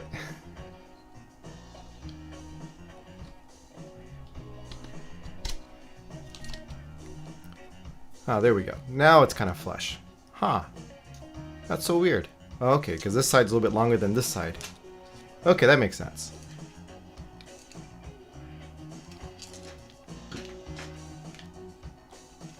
Okay.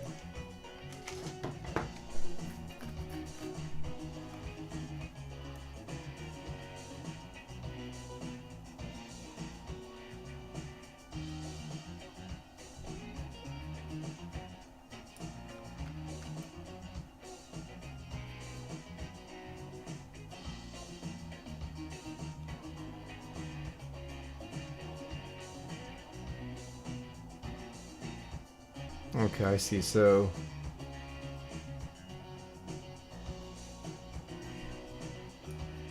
that's where the Z belts come in, right? Okay. And then that goes in there. Okay, so let's next step.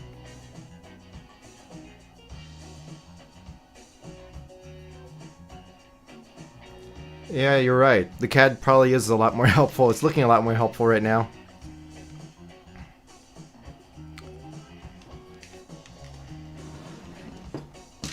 Okay, so it's telling me to tighten it down. So I'll drop in two of these guys.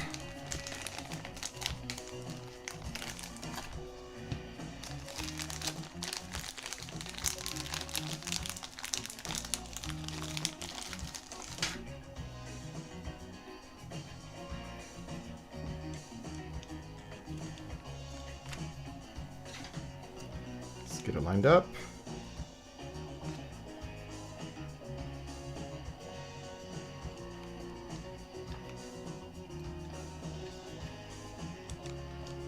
Does this fit in here?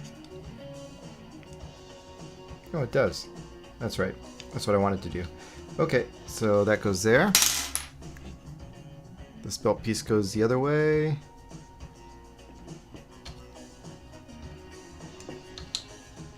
All right. So, and 5x16.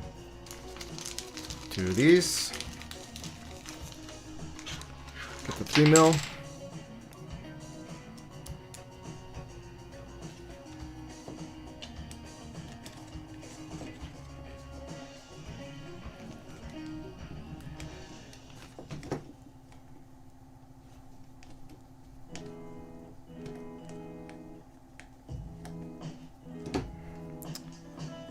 Threading seems a little crappy.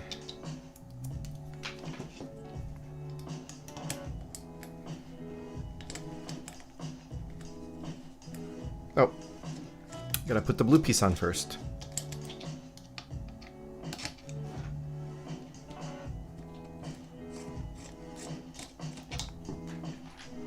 That piece goes in first.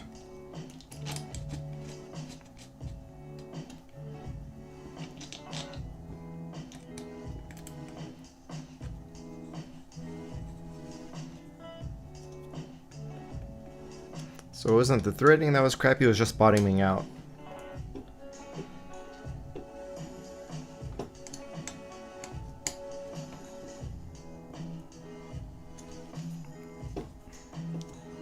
So I'm just feeling a little OCD about the little silver tabs of the drop-ins popping out. Or not popping out, but showing up. But I'll just have to live with it. Don't care that much. If I cared more, I would pull it out and I would swap it in for the swap in the hammerheads instead, the drop-ins. Okay, so let's get to this side. Slide you in.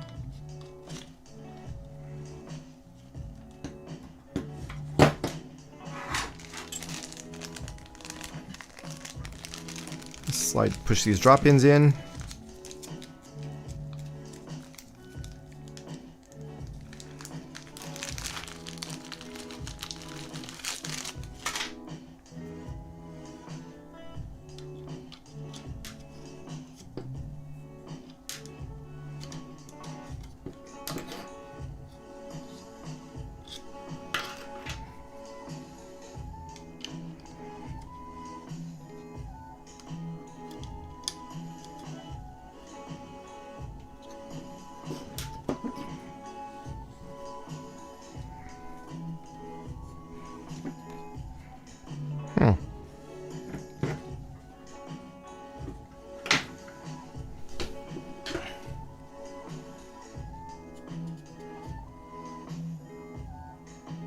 That's weird.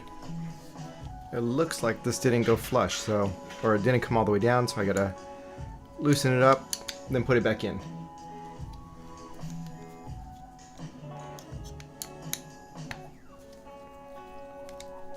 Because it should just be butted up completely, right?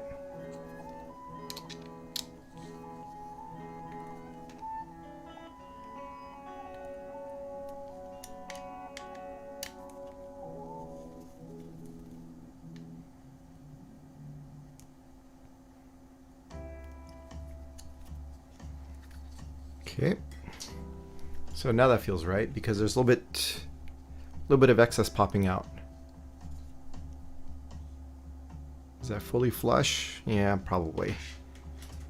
Okay, same deal. Let's get this lined up.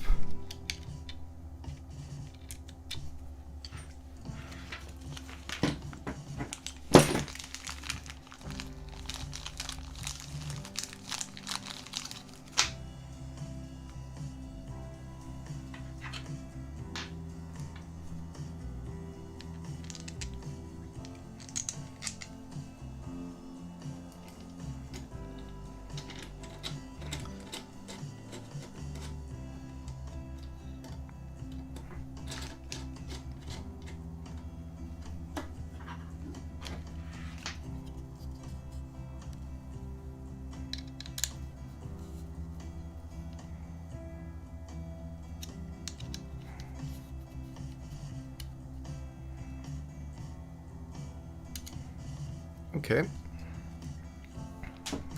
So it looks like I'm completely done with all the rails, right? I can put these lining tools away. And next step.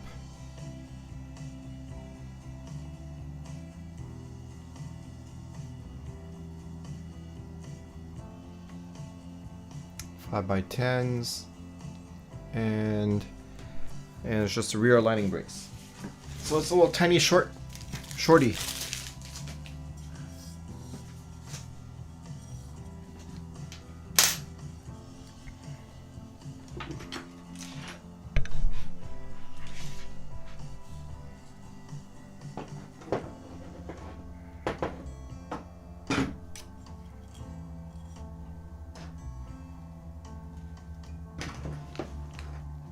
Where's this cap? Put the grease away.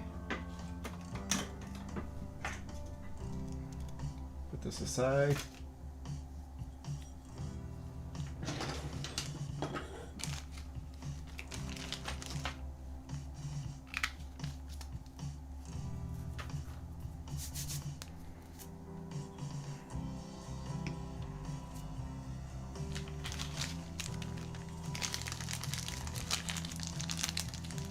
it's going to be 4 drop-ins on each side.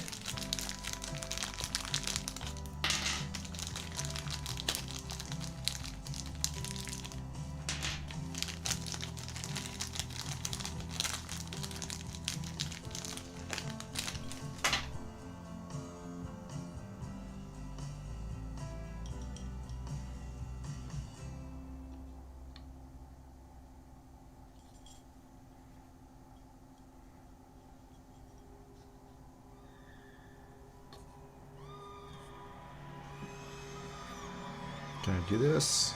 Let's put this in, put this in.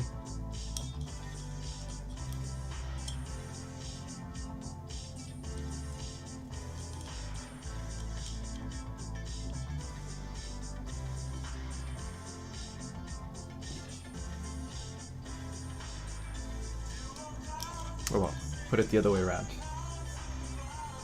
Yeah, the kit also includes all the panels. But the one thing that I don't like so far that I just realized is that the bottom panels are acrylic, and because they're acrylic, and the heater, the bed heater is, you know, just like 25 centimeters away from the bottom, the panels will end up warping.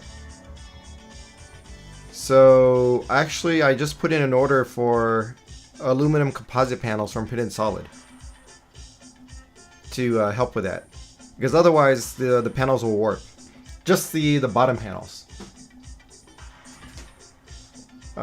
Basically the bottom panel that's right adjacent to the heater is the one that's going to have a problem. But yeah, it includes all the panels. It includes, according to the invoice sheet, it includes like, so what is it that's included? Enclosure is panels. Here we go. So like the bottom and the back, those are coroplast, and the doors, the top, and the 2 sides, those are acrylic. But coroplast only has a working temperature up until like what, 70 degrees Celsius. All the other panels are acrylic. And so yeah, my order from Printed Solid is for the aluminum composite panels, and that's just for the bottom panels. Okay, put this one in.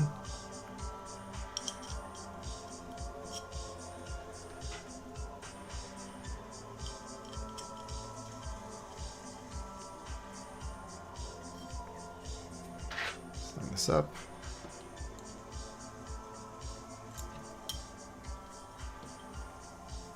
Okay, this side.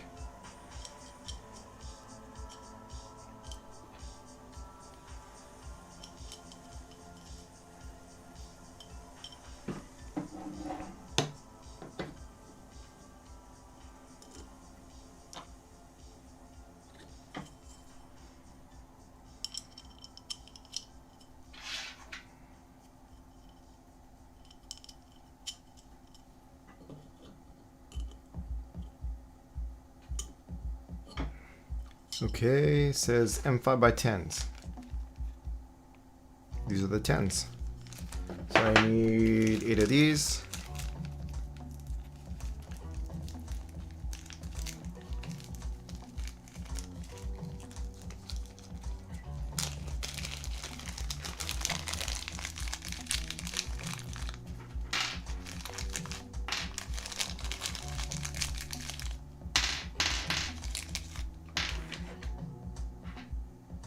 Okay.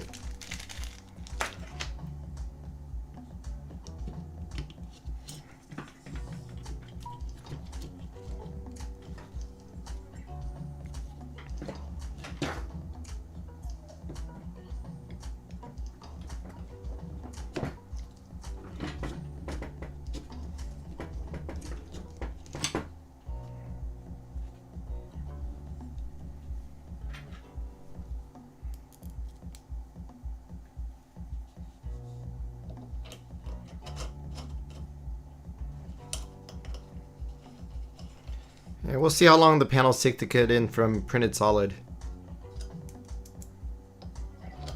But in order for me to finish off the electronics anyway, I need to wait for my my control board to come in. I ordered my kit from Blue Rolls, and the only reason why I ordered it like on December 20th, and it arrived to me on January 14th. Was it? Just a few days ago, whenever I started like my very first stream video. But I received it like on the 14th or so, I think. But the reason why it took a while is because they also printed all the parts for me. Because for like the big kits, when you order a big kit from Blue Rolls, they ship it express. So it gets here in like it's shipped from Hong Kong, I guess, and it gets here in like 3 days. Because I've ordered other stuff from Blue Rolls before, and when it was kind of bigger stuff, they shipped it express, and it gets here super fast.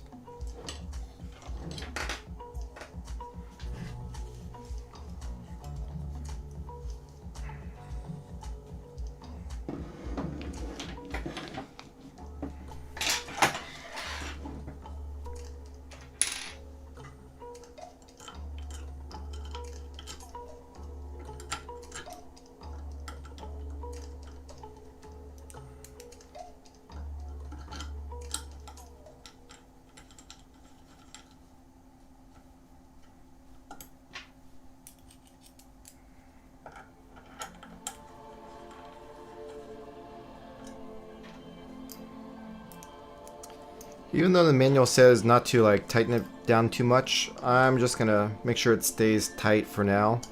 And then if I need to adjust it, I think I'll loosen it up later. I don't want this flexing around on me while I move it around, since my work area is so small. Okay, next step. XY joints.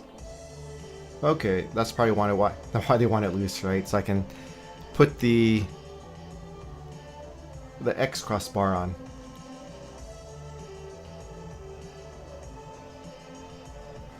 Okay. So it goes like this.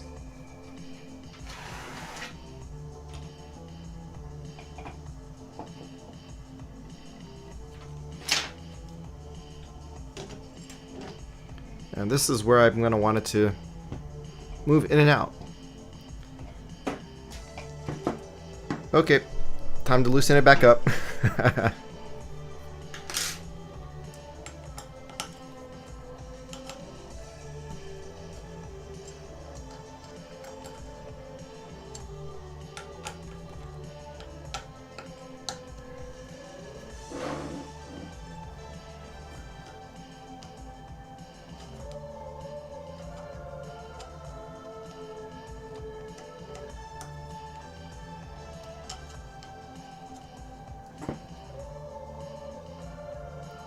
You ordered on the 19th in December? But does Formbot ship express, or did... Well, they probably should, right? Because it's such a huge package.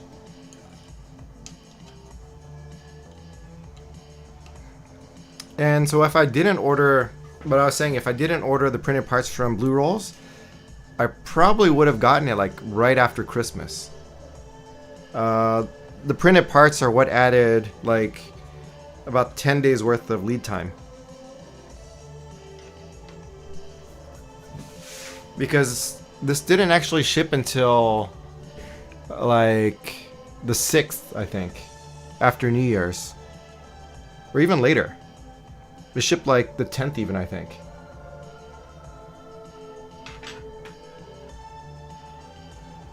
And then it was supposed to get here on like the 12th. But then UPS had a delay, so it didn't get here until like the 14th. Yeah, it was delayed like 2 days.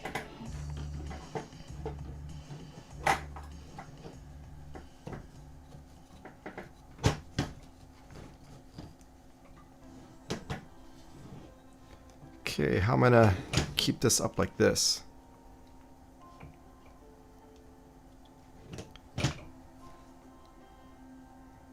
do I have? What do I have? Actually, I'll just take off the... I should be able to take this off, right? Yes, I should be able to take off the cable mount. Well, that's annoying. I hate it when they say that. They have, oh, we have inventory in US warehouse, and then it has to be shipped over from China. It's like, okay.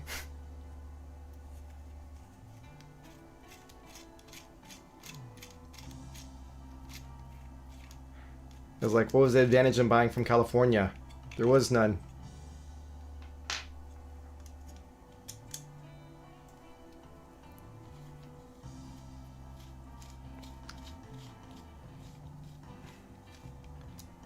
I'm just going to secure this down with 10 millimeters right now. 5x10s. That way the gantry can sit flush on the desk.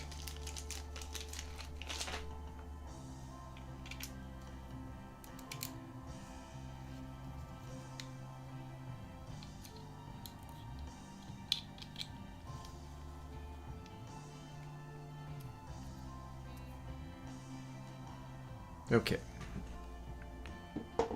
Now I can put this in here with no worry of bother.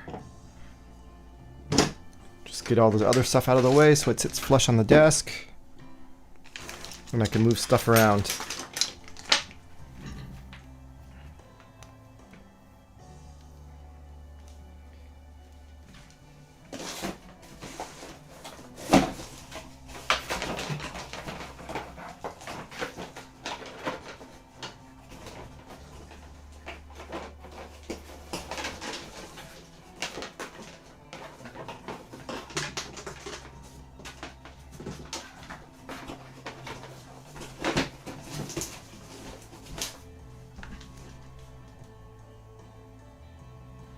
Yeah, and I think the price from FormBot and Blue Rolls is about the same.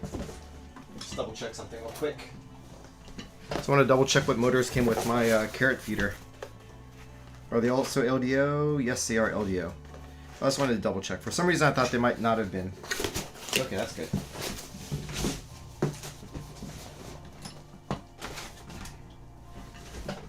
Yeah, so the other day I was complaining that the motors that Blue Rolls sent me for A and B are 0.9 degree, but it turns out that the Voron bomb actually calls for 0.9 degree motors. I didn't realize that. I was a little disappointed that it was 0.9 degree motors versus 1.8. But so yeah, going back to like Blue Rolls versus FormBot. Yeah, I've had good experience with Blue Rolls before, and you know they advertise pretty high quality components as part of their kits.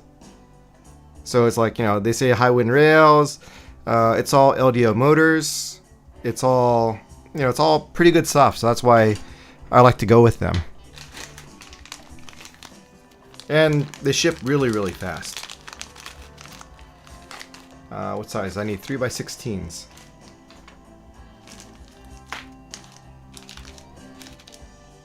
Nope, those are 12s. I think these are the 16s, right? Or are they 20? Yep, 16.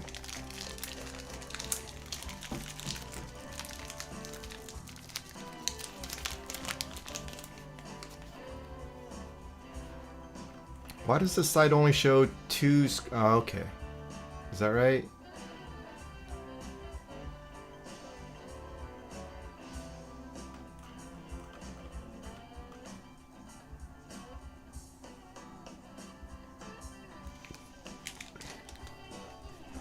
Pull the pot out. So, okay. Which side does the pod go on, though? Okay, time to look at the CAD.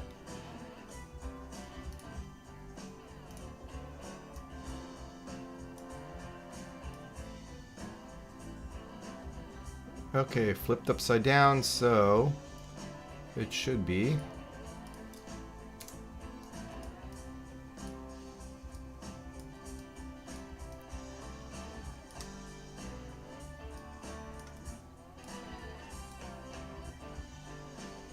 Okay, so switch pod goes on this side.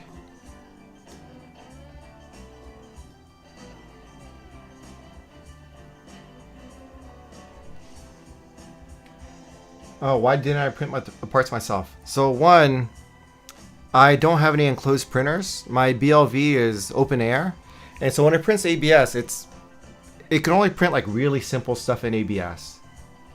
You know, anything that has like any kind of overhangs or any kind of bridges, or when the parts get thinner, when it prints in open air, it warps really badly. It you know, it just cools down too quickly. So anything that's like, you know, more finely detailed, like a lot of the Voron parts are, you know, have these kind of, well, actually this isn't so bad, but like a lot of them have like, you know, more overhangs. Yeah, because this prints from the bottom up. I don't know. Some other parts I've had, you know, don't print so well.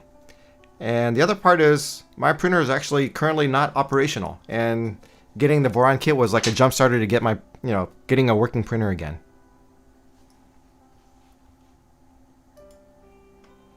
So that was the reason why I didn't print the parts myself. Okay, 3x16, 3x16. And I said I found them. These are it, right? Yes. So 4 of these. Or 6 of them, rather.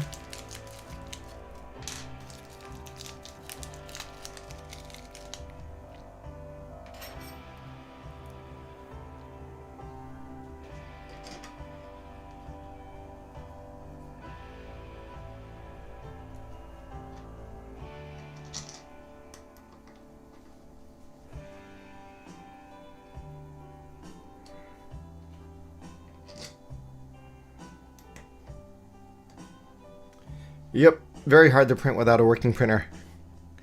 And then even worse with it, you know, even if I had a working printer, it wouldn't print ABS very well. So, yeah. I mean, I printed the carrot feeder. That was all printed on my BLV in open air.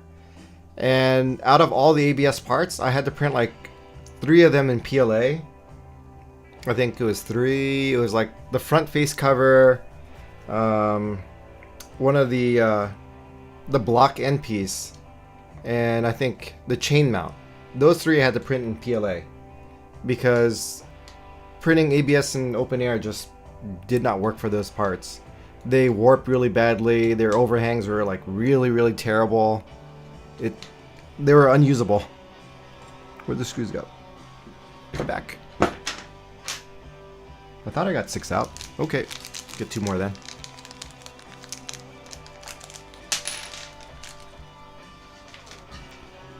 So that's going to be these 2.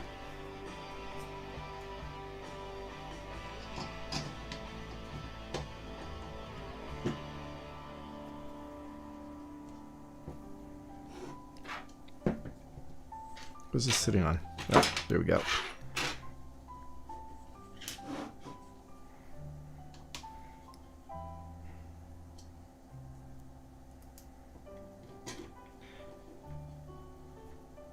And even then, the ABS parts that I printed for the carrot feeder, the rest of them, you know, they work, but they don't look the best. I don't have any close-ups of it right now, do I? But yeah, actually I do. It's currently off my printer right now.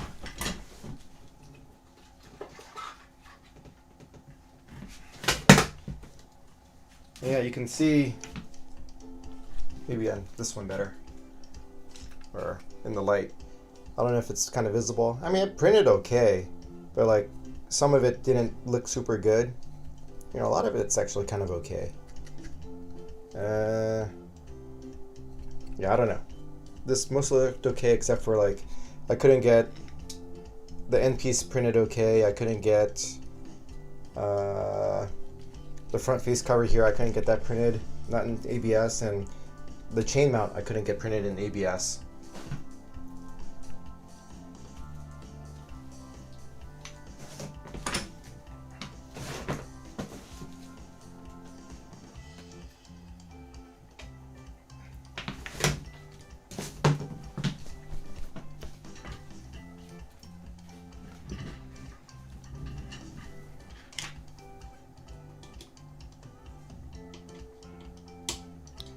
Okay. And then what size do I need to put in the pod? M3 by 30. It should look pretty long. I think these are it. M3 by 30, yes.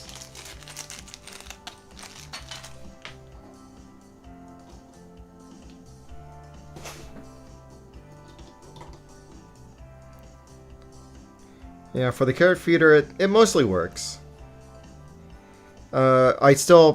I'm not very happy with it still because I think the loose tolerances on my ABS prints are probably like making the gearing not dry filament so well. So it skips, it's not able to, it grinds the filament more than it's able to like drive the filament, especially when it gets to points where it gets stuck.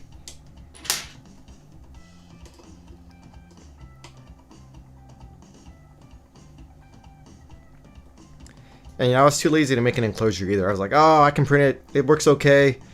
I'll just print it like, open air. So I'll see how, when this Voron gets put together, I'm going to put all the carrot feeder parts with it and see how this prints out with, compared to my old open air prints.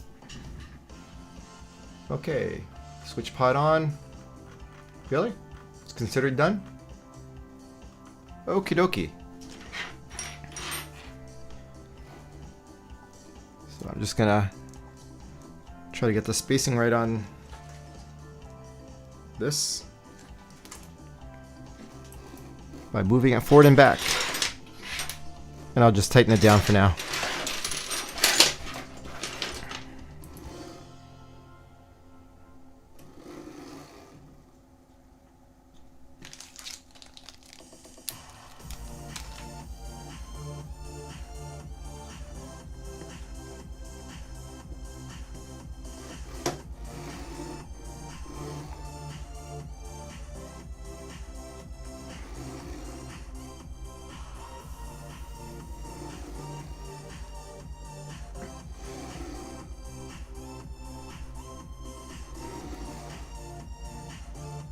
Looks pretty good. I think this is pretty nicely square. Yeah, looks pretty square.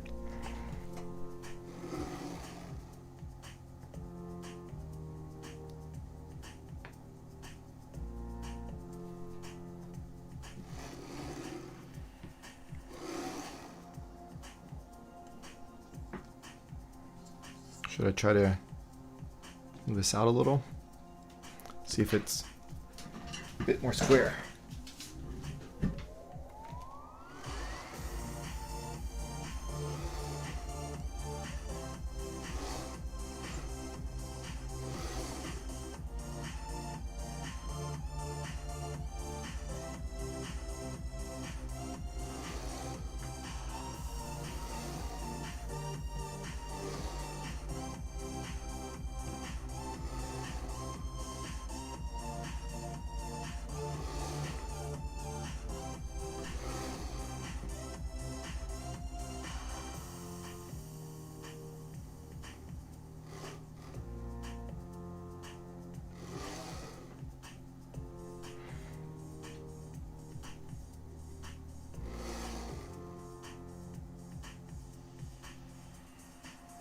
It's interesting. Why is this like a tiny bit skewed on this side? Like this stops up against the end a tiny bit, like, maybe half a millimeter before this side does. How about the other side?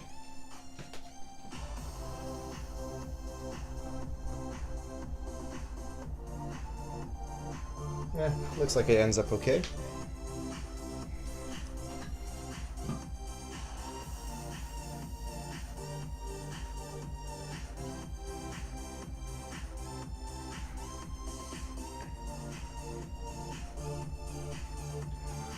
Maybe it's because I didn't get this one completely butted up against here. Okay, so what I'll do is I'm gonna loosen this up a little bit, push it in. Get my keyboard tray out of the way. There we go. Yeah, I think it's a little bit not completely flush against the rail. So loosen up a little, loosen up a little. Try to push it flush against this guy. I think that's as far as it goes though.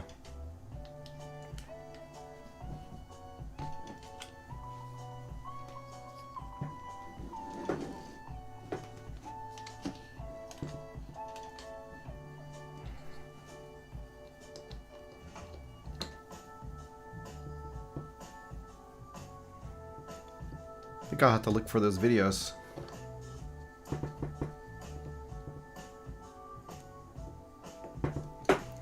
Let's see.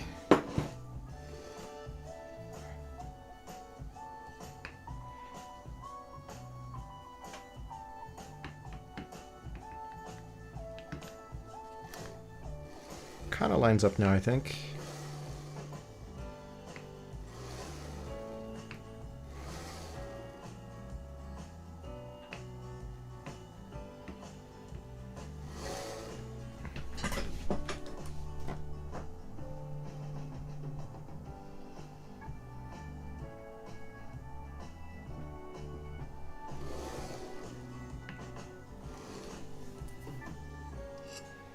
Yeah, I think this is okay for now. Just do a quick measurement, make sure it's kind of square-ish, and then I'll just tighten down. Then I'll tighten down the these bolts. Just squarish is good enough. This is. It reads to 47.6. Okay, this side.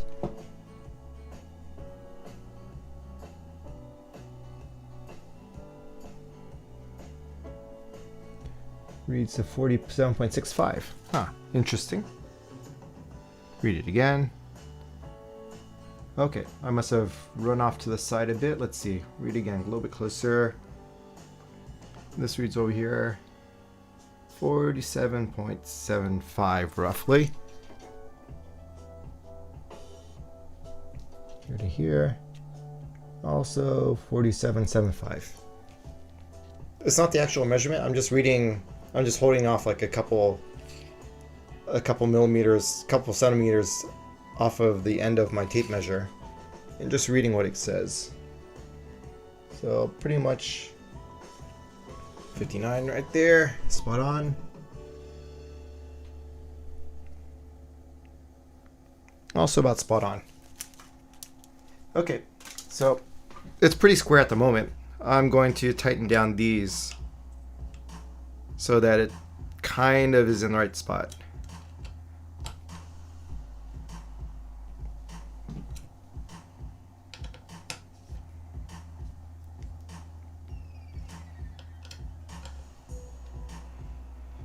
And then we'll see what happens when it gets to belting.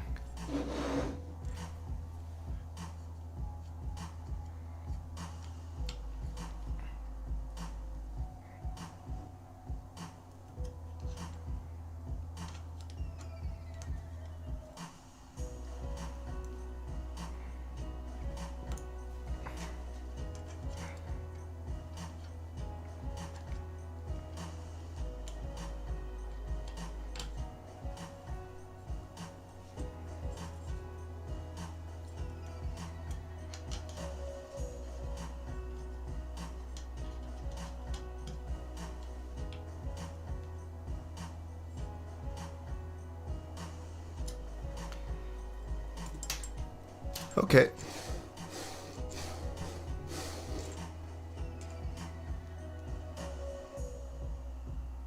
Yeah, that's good. Okay, what do I have going on next? Yeah. That part's done, that part's done. Onward. Afterburner time. Okay, how long is Afterburner going to take me to do? I'll probably spend like another half an hour or so doing this. Let's see.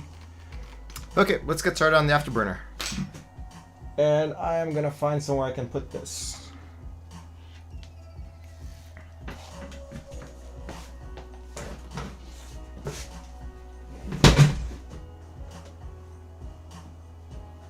I'm just gonna shove it right by my AC. Hopefully it's not gonna get too warm.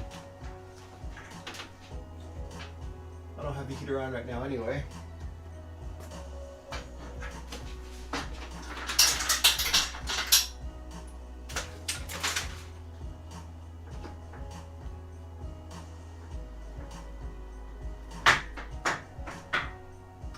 Set it like this. Okay. I'll set it over here for now. Yep. Afterburner time.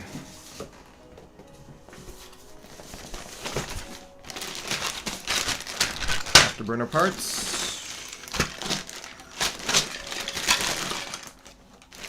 These are all not used right now, so I'll put that down here.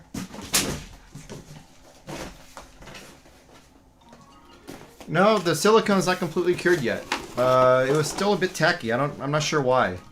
Maybe it's really old. Well, I'm gonna let it sit for another day and not touch it yet and see how it goes.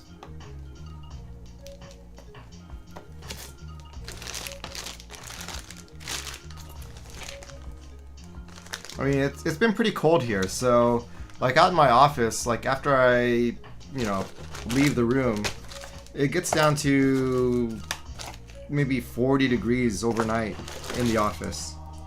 40 degrees Fahrenheit, so that's like what? 4 or 5 degrees Celsius? Where's my afterburner parts? It's pretty sure, here it is.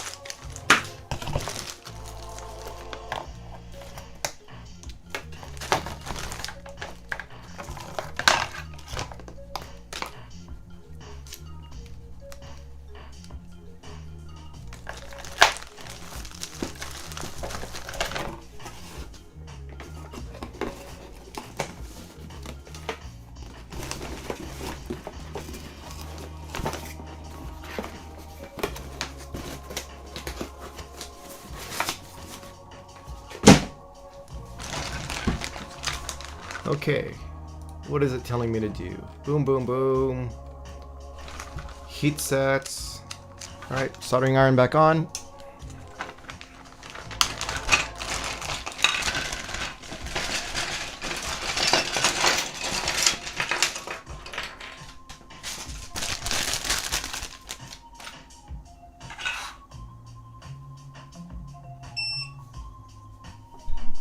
Okay, warmed up.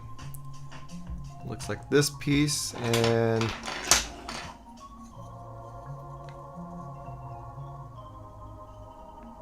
this part. 2 heat set inserts here.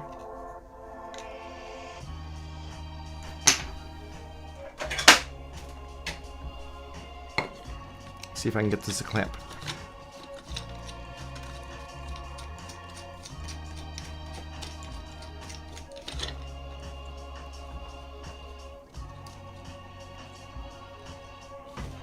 Just using my printed PCB stand to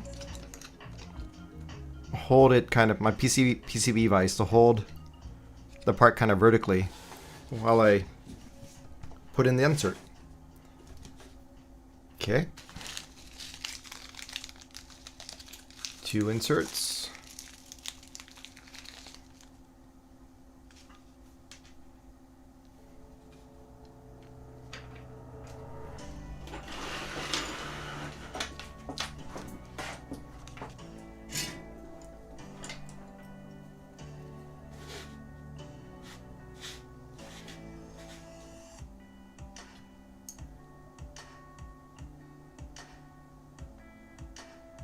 Yeah, so back to the cold temperatures. Yeah, I think that's why the silicone hasn't completely cured yet. Crap.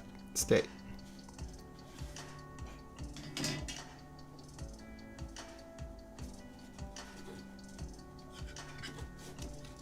Okay, take this out, do the other piece. Set good.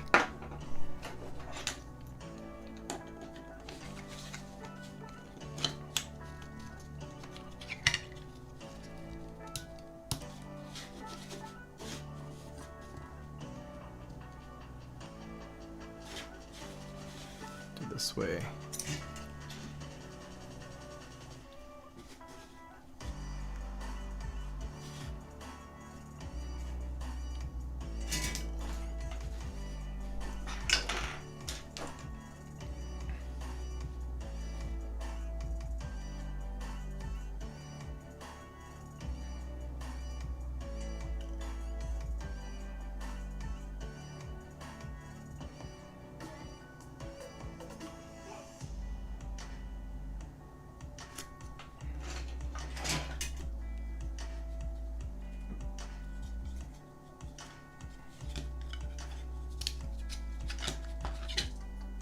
Okay, that's inserted nicely.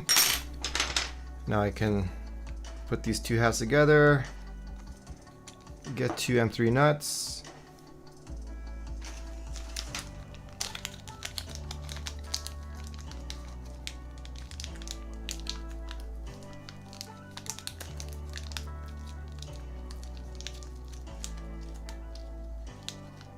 Get two of the M3 by 30s.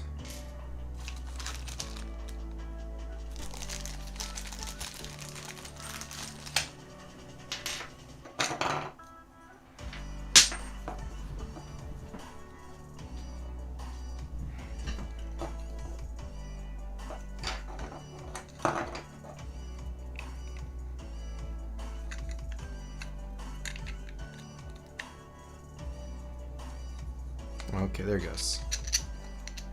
So that goes here. And this goes here.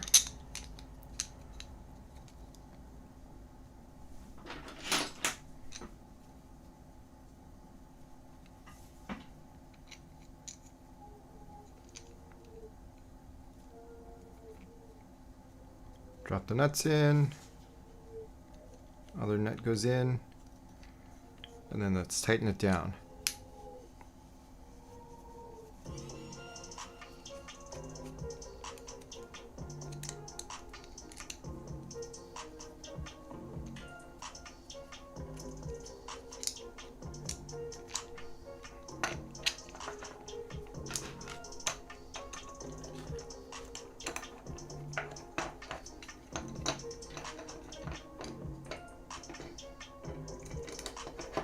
Pushing the nuts in together because it's not quite long enough to grab the nut on its own.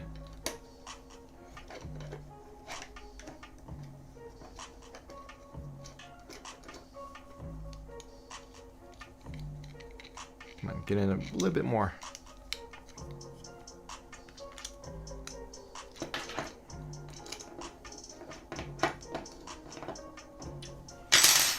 All right, that's in.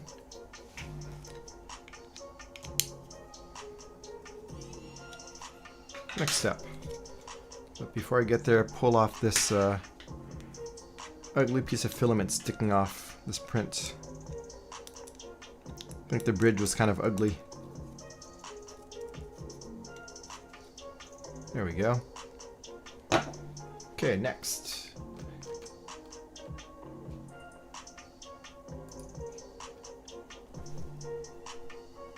So this guy.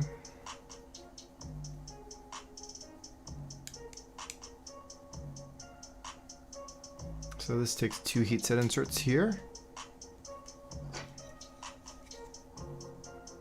Probe.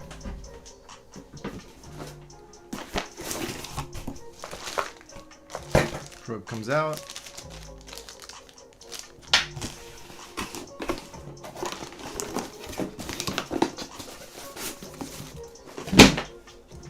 I'm going to use two M3 by 20s. That should be these two.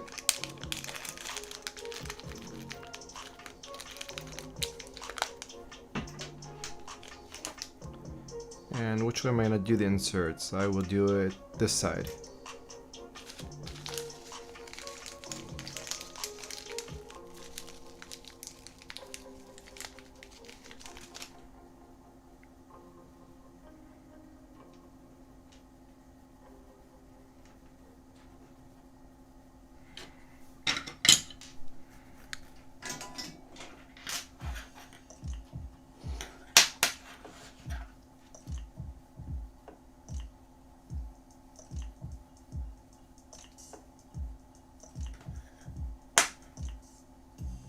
I think my soldering iron is bottoming out against my desk.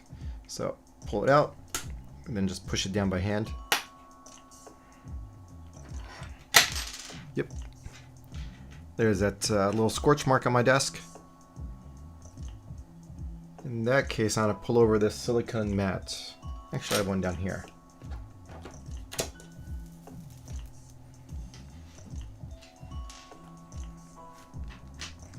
Not like my desk is new or anything, but, you know, the less I scorch it, the better.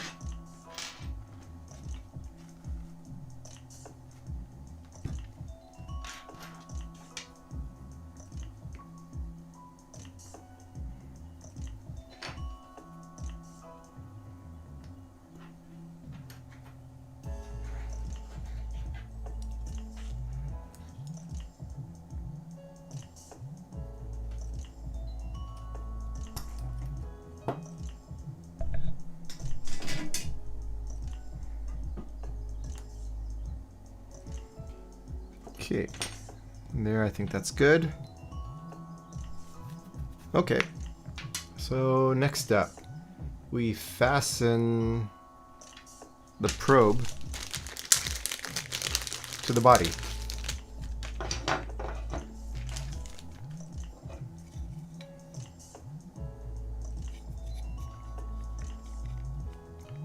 Kind of goes something like this. It's adjustable up and down, huh?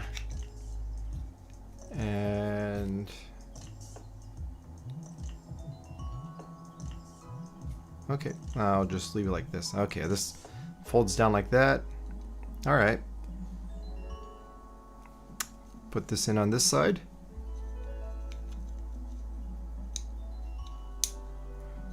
And then I'll just drop the screws in and tighten it down.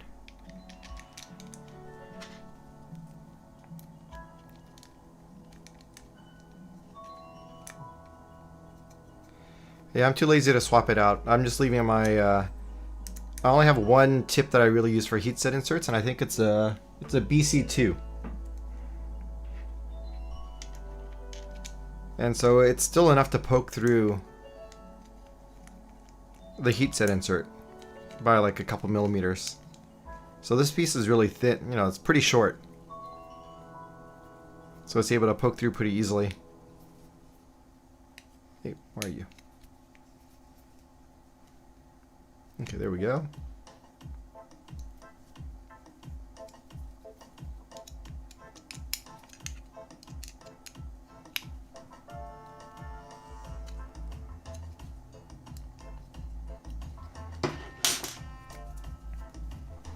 Yeah, if I use like I could probably switch tips, but I pretty much dedicated this tip to be my heat set inserting tip. See, if I stick it in, you can kind of see, like, it kind of extends out by, like, you know, maybe 3 millimeters or so.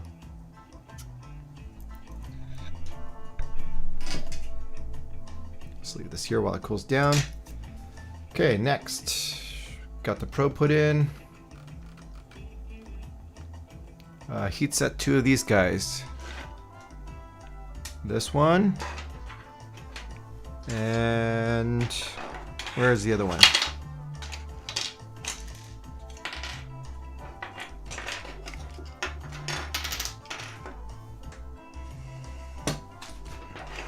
There we go, 2 of them. So it goes on this side.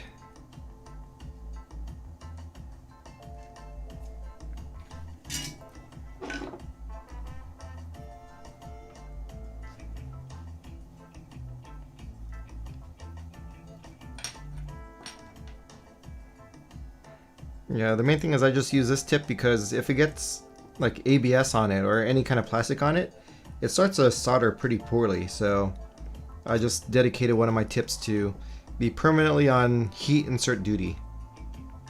And this is a tip I use. And this handle that I use for my soldering iron, it's actually not the usual handle that I use to solder with. So whenever I actually do any soldering, I swap out the handle. Mostly because my hands are kind of shaky, and like the length of this tip is kind of far away, and the other handles that I have bring it in like 3 centimeters closer, or maybe 4 centimeters closer.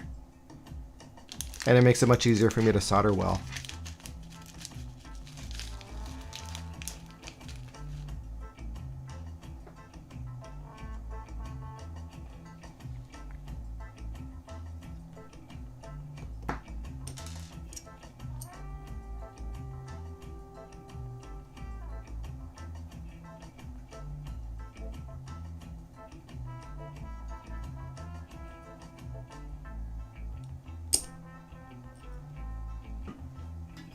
Alright, that one's put in.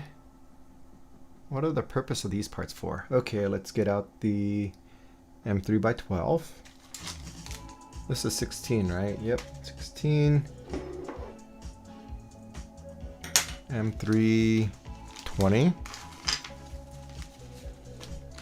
These are the 8s. Those are 12s. That's 16.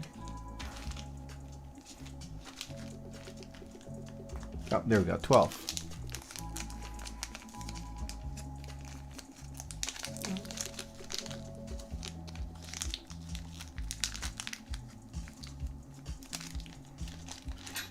Get this mat out of the way.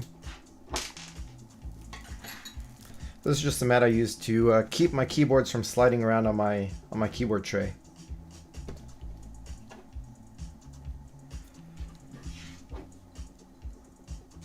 Okay, I see. So this must be some kind of belt clamp, huh? Okay, makes sense. Let's drop this in.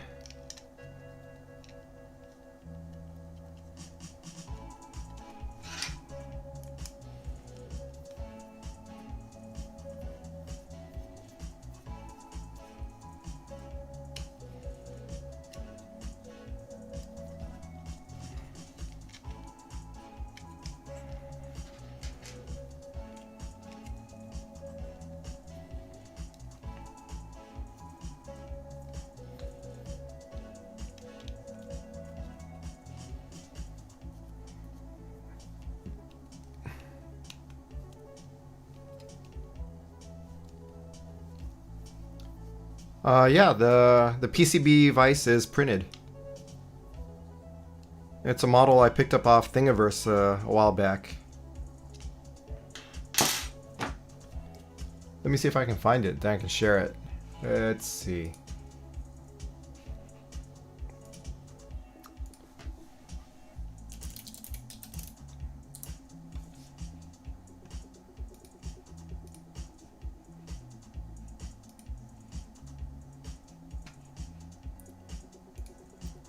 Let's see my collections. I'm pretty sure I put in my maids.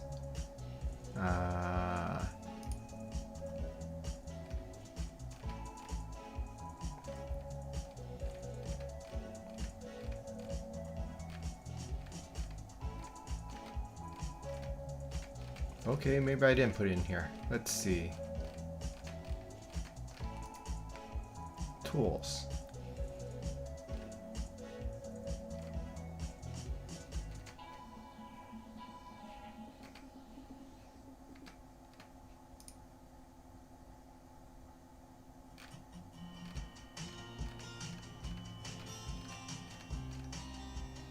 Yep, it's this one.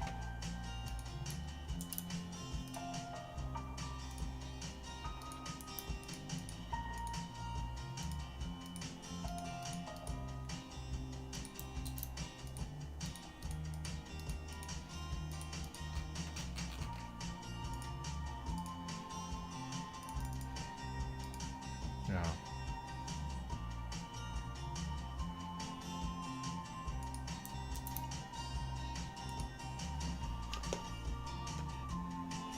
Okie dokie. Alright. Back to this guy.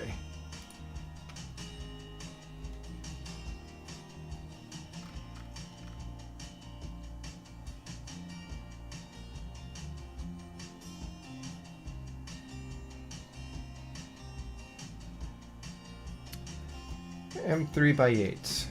Okay, and it's telling me to put it onto the Gantry now? Fine. Pull it back down.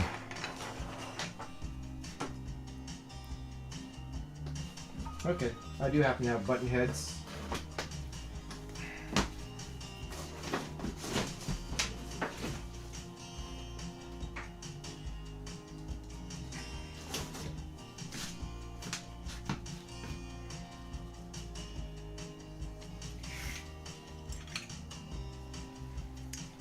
Yeah, no problem.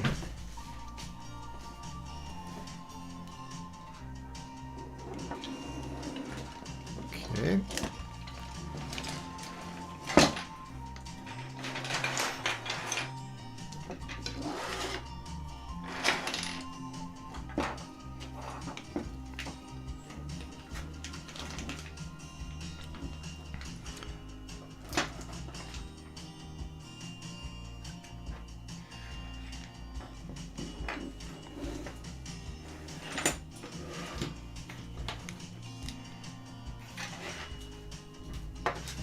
Okay, so gonna put this onto this guy, huh?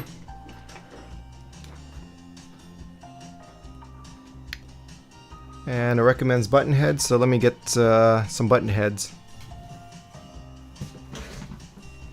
That is not my screw box. This one is. And 3x8s.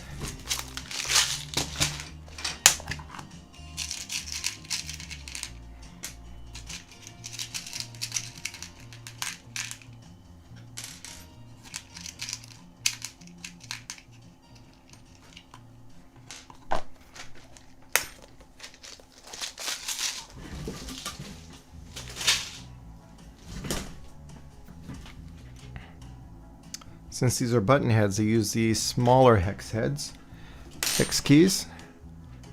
And where is it?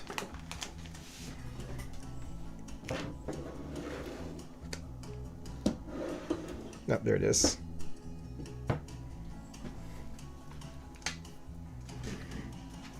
Yeah, you're welcome for the link.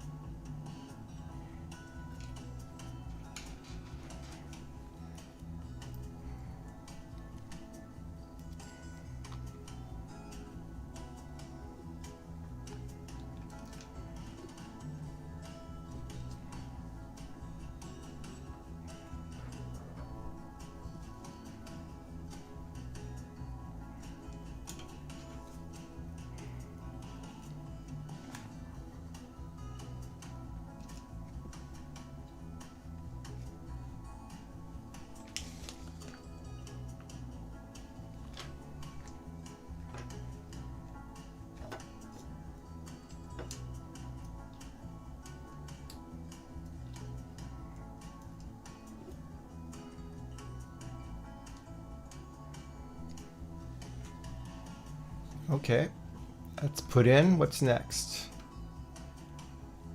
Next up, get the bottom piece in. There is this piece, M3x30. So this is going to fasten into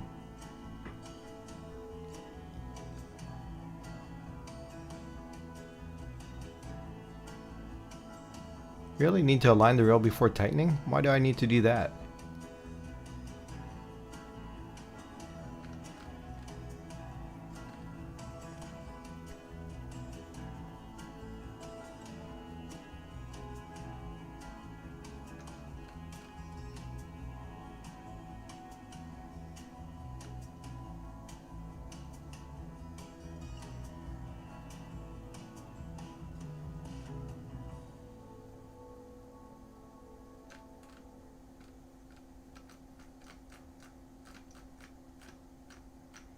Okay, but I'll take their word for it and leave it loose. Alright, so let's put this standing up.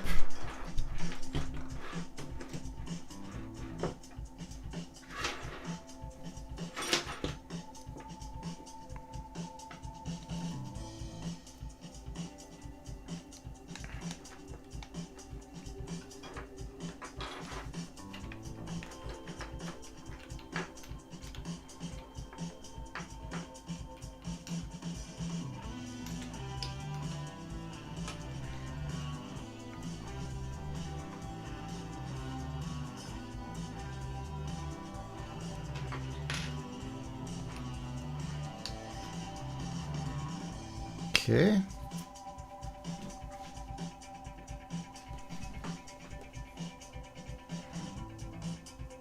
And 3x30. This one. And that goes through here. And then one more M3 nut. That's interesting. It looks like the Blue Rolls kit might be short on M3 nuts. I mean, not that I'm out of M3 nuts, but the kit itself is only including so many M3 nuts, and it looks like it's a little on the short side.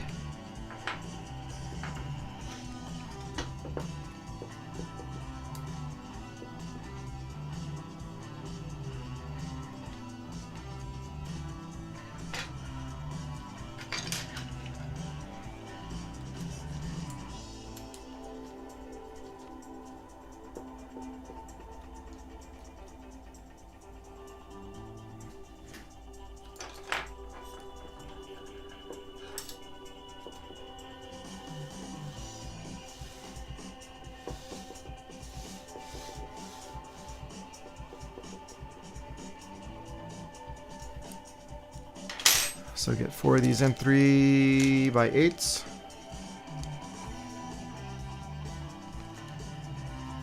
Ooh, here we go.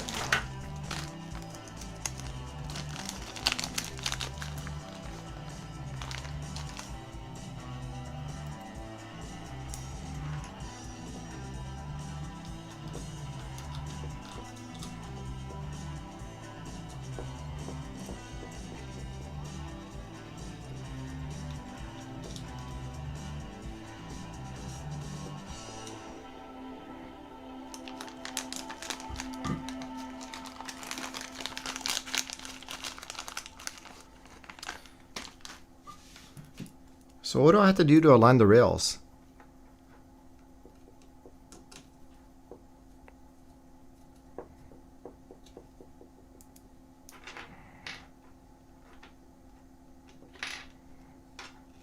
Are the instructions in the build guide here? I think I just ran out of music. Next page.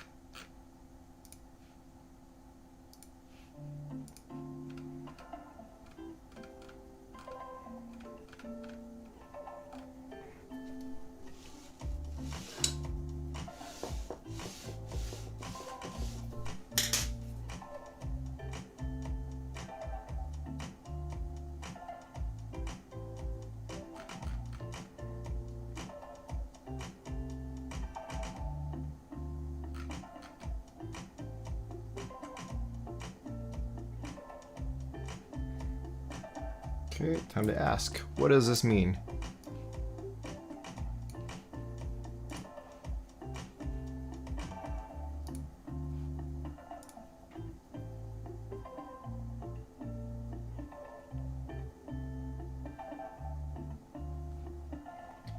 Well, in this part right here, it says don't tighten the lower carriage screws.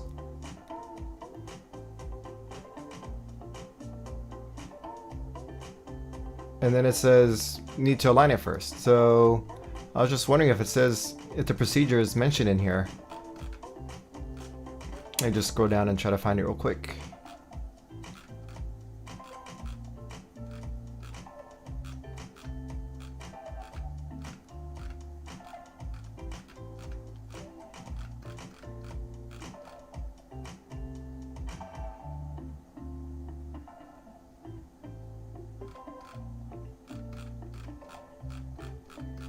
Doesn't seem to be mentioned, but I think it's time to call it a night because it's 12:30 and I start my new job tomorrow.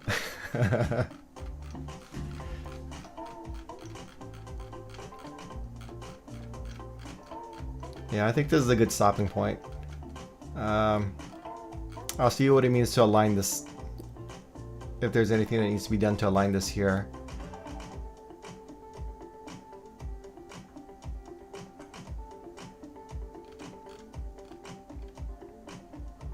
Yeah, thanks.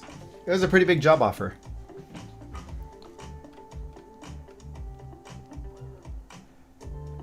Thanks for the reminder. I didn't turn it off yet. Now it is.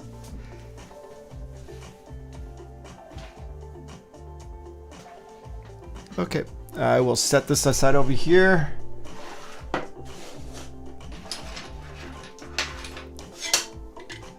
Put this aside and just set it down so that we can pick up tomorrow.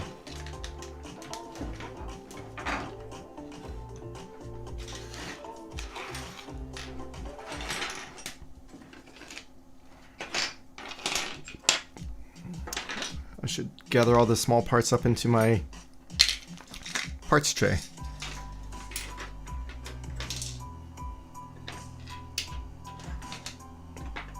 Just small bits, small bits, small bits. Yeah, the afterburner has a lot of small bits and they're gonna get lost.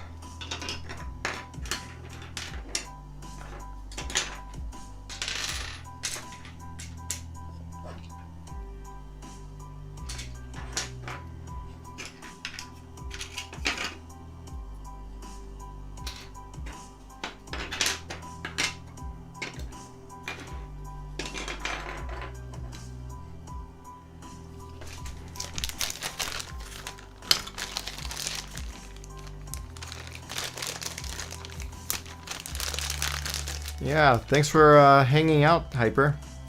Thanks, you too, Jace.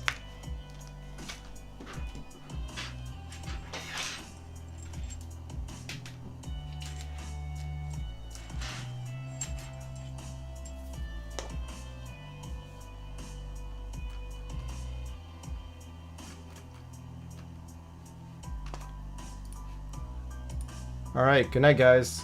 Have a good one. I'll see you guys next time.